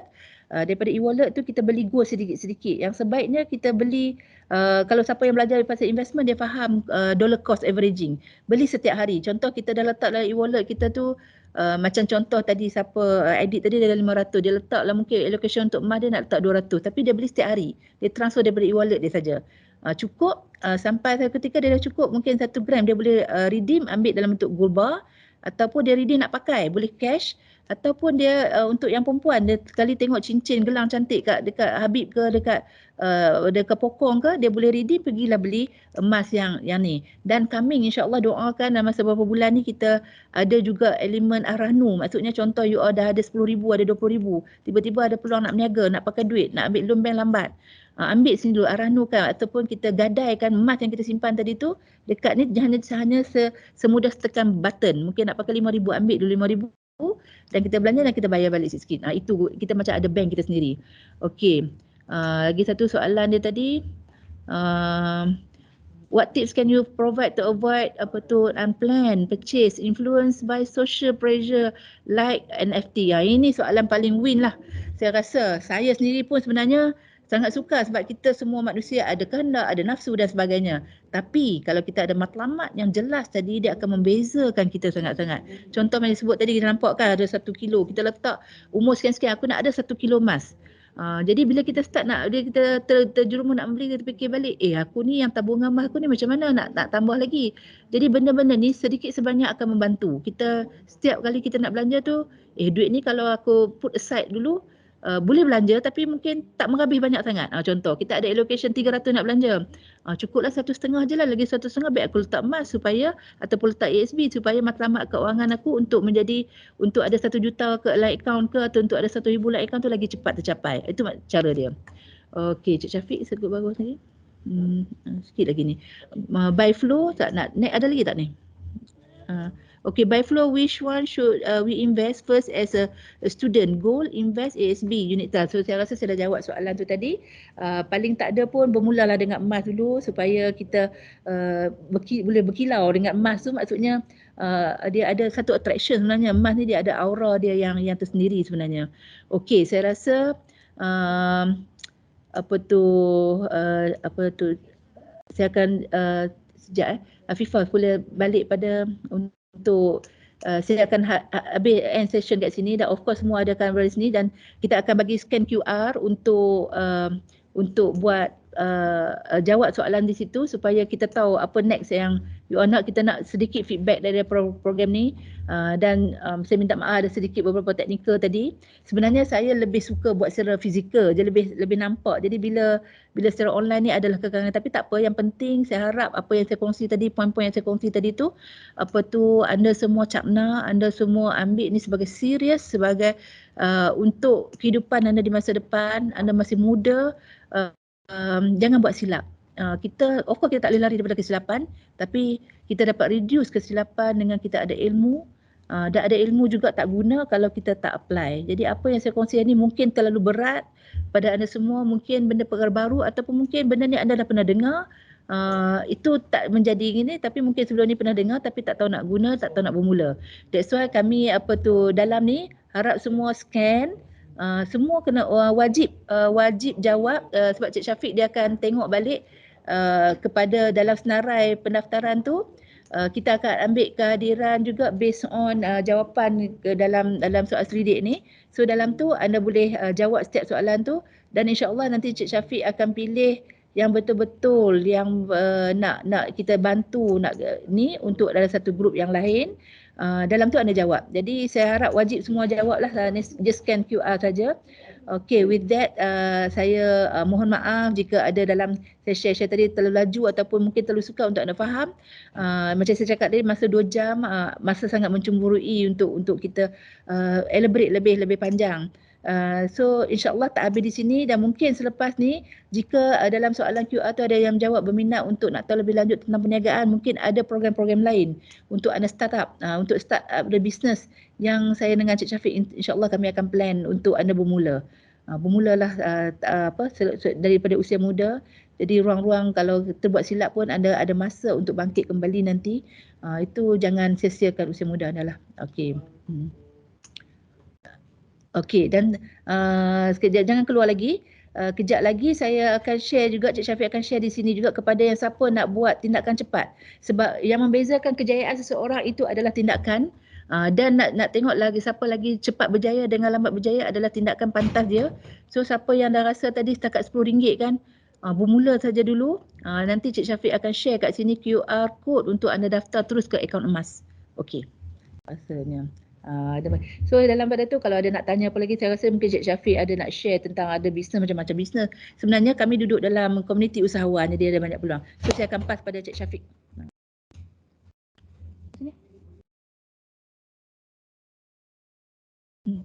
Okey. Nasi dah boleh scan ni?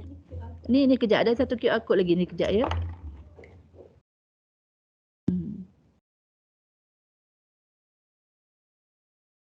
Kejap. Yang tadi dah scan semua kan? Saya harap semua dah scan lah. Yang ni, siapa yang nak buka akaun Go dengan RM10, tapi kalau ada bajet 59 lebih bagus lah, untuk ada banyak lagi benefit dalam tu. Dan juga dalam seminggu 2 lagi, siapa yang join 59 tu, ada 59 tu akan juga dapat buku yang saya share tadi dalam bentuk e-book. Okey. Okey, sini untuk buka akaun Gold. So saya rasa sampai kat situ saja. Selepas saya serah balik kepada Cik Syafiq lah untuk ni.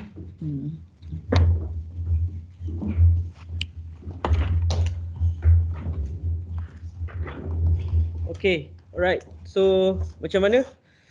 Semua okey ke tak okey? Okay, sesi hari ni.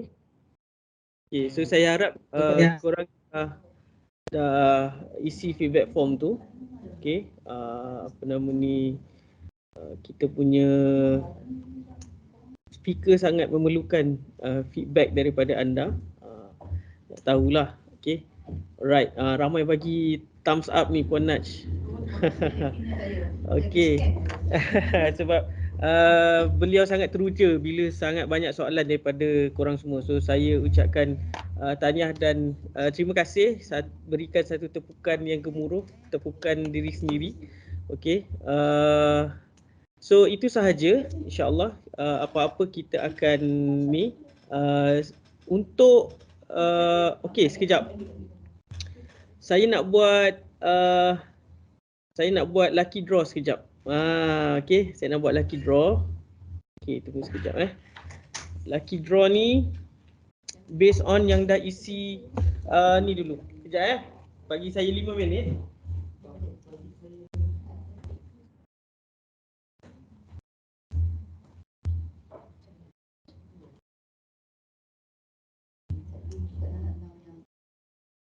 Okey, ada hadiah lagi ni. Kejap, banyak sangat hadiah nak kena bagi hari ni lah. Okey, ada 38 yang bagi ni. Ada 38 orang je yang bagi feedback. Tak ramai lagi ni. Ada lagi ke yang nak bagi feedback form? Sebab saya nak buat ni hari ni. Saya nak buat saya bagi link sekejap. Saya nak buat lucky draw. Okey, sekejap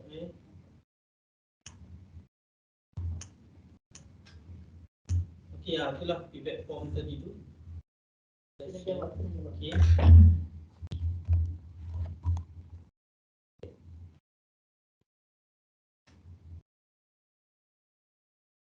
Ada lagi dah 43 orang.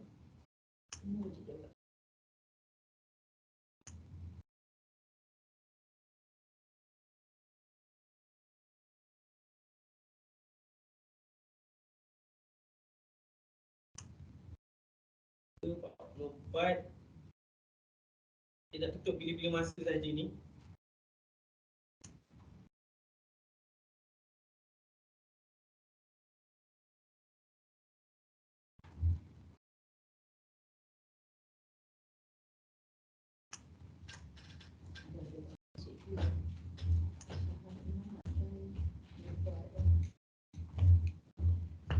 Okey, sekejap.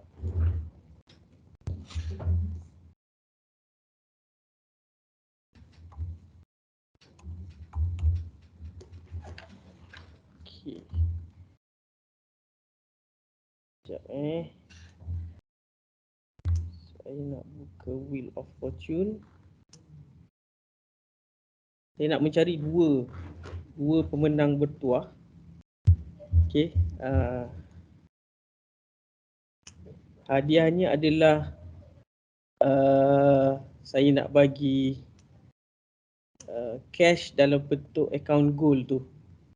Tapi nak terima hadiah tu kena buka dululah account tu. Okey, sekejap. Wheel of News.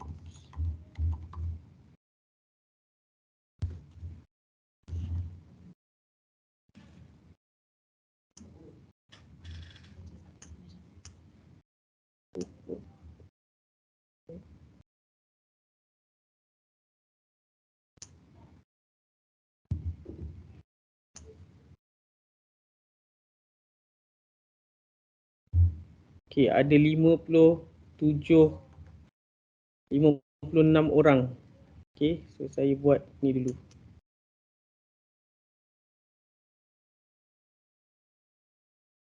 Okey, saya nak share sekarang.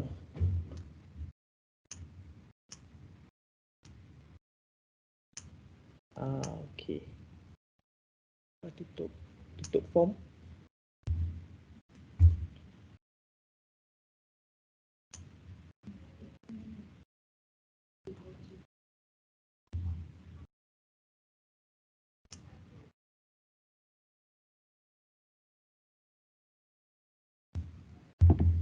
Oh, ada lagi 2 orang yang masuk. Okey. Total yang feedback ada 58, tapi yang join register tadi ada 100, dekat 100.5 macam tu lah. Okey. So saya nak cari semua nampak kan skrin ni kan? Okey, saya nak mencari 2 orang dulu. 1, 2, 3. Siapa yang naik ni? Kita tengok siapa yang kena.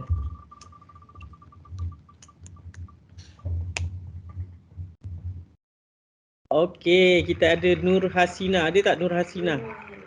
Nur Hasina. Nur Hasina ada ke? Masih ada ke Nur Hasina? Ada ke? Saya tak nampak. Cuba buka mikrofon.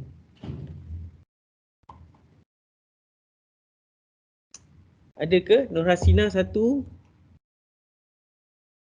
Nur Hasina. Ada ke? Senyap je. Yes, madam. Okey, ada. Sure. Okey, nanti PM saya dekat Telegram. Okay. Okey. Yang kedua. Kita tengok siapa yang kena.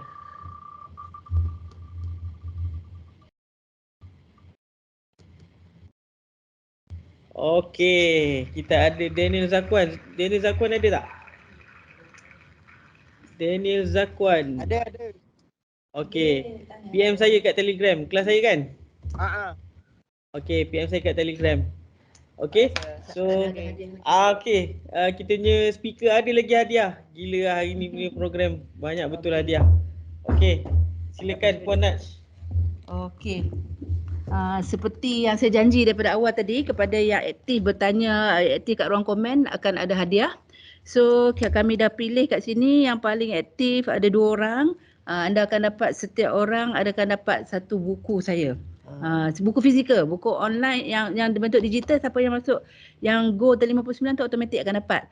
So yang fizikal ni kita nanti communicate balik dengan saya untuk kita courier kepada anda.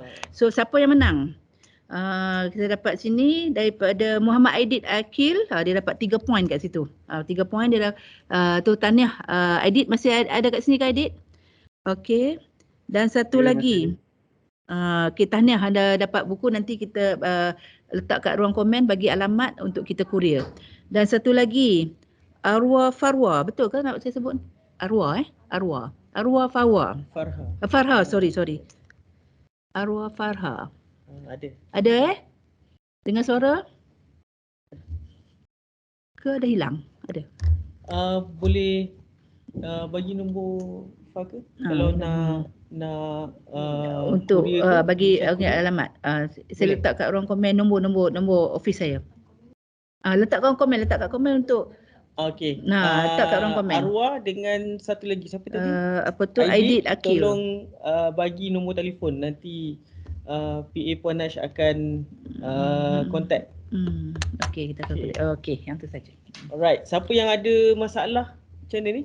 Ada yang ada macam Arwah, dia ada problem untuk masukkan password dekat bahagian create account. Saya kena bagi nombor telefon. Okey, nanti akan letak nombor telefon dekat ruang komen, ambil nombor telefon. 01 nombor office.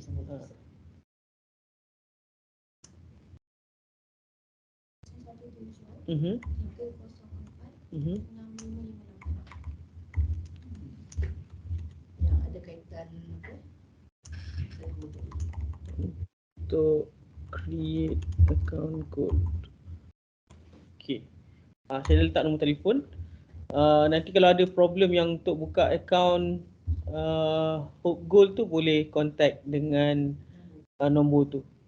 Okey, so itu sahaja untuk hari ini. Saya ucapkan terima kasih kepada semua. InsyaAllah ada rezeki kita jumpa lagi. Sijil akan diberikan melalui email dan juga ataupun melalui WhatsApp. So just tunggu sahaja. Sijil akan menyusul kat situ nanti. Okey, so itu sahaja. So nanti sijil tu korang boleh claim dekat G-Hawks. Okey, nanti boleh tak saya nak minta semua buka kamera sekejap, kita nak ambil gambar dengan speaker kita, boleh tak? Buka sekejap. 2 minit. Okey, thank you Haris. Okey, yang lain please sekejap. Kita buka. Ada berapa page semua? Banyak. Kita ada ramai ni, ada 100 yang tengah live sekarang ni, ada 109 orang. Tolong buka sekejap. Snap semualah. Seminit je. Di screenshot ni. Boleh screenshot. Okey.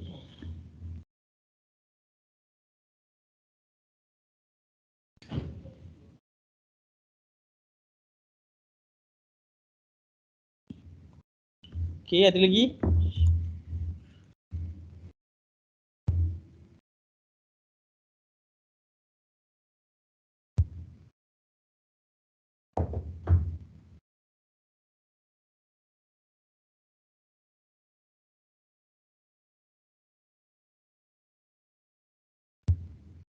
Okay, ramai lagi nak buka tu. Okay, teruskan buka.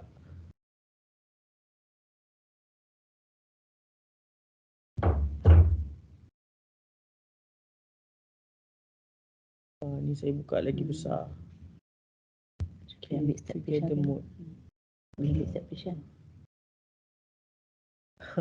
Okay, yang comel. ni kelakar sikit. Kelakar. Yang ni lah, large gallery. Okay.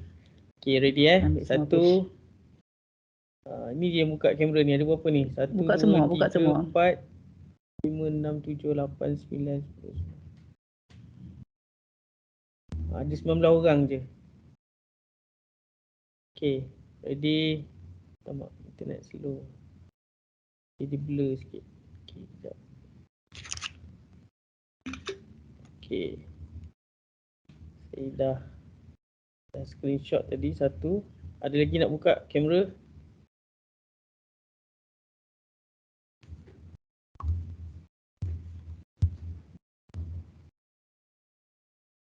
Okay, last. Okay, 1, 2, 3. Okay, baik. Dia tak nampak page yang apa tu? Yang ramai-ramai tu. Tak ada. Yang tak nampak muka tu. Oh, yang tu tak ada. Teams tak ada. Dia kalau Zoom kan dia ada. Zoom ada. Okay, so itu saja. Terima kasih semua. Ada problem boleh contact saya. Okay. Terima kasih. Jumpa lagi. Assalamualaikum.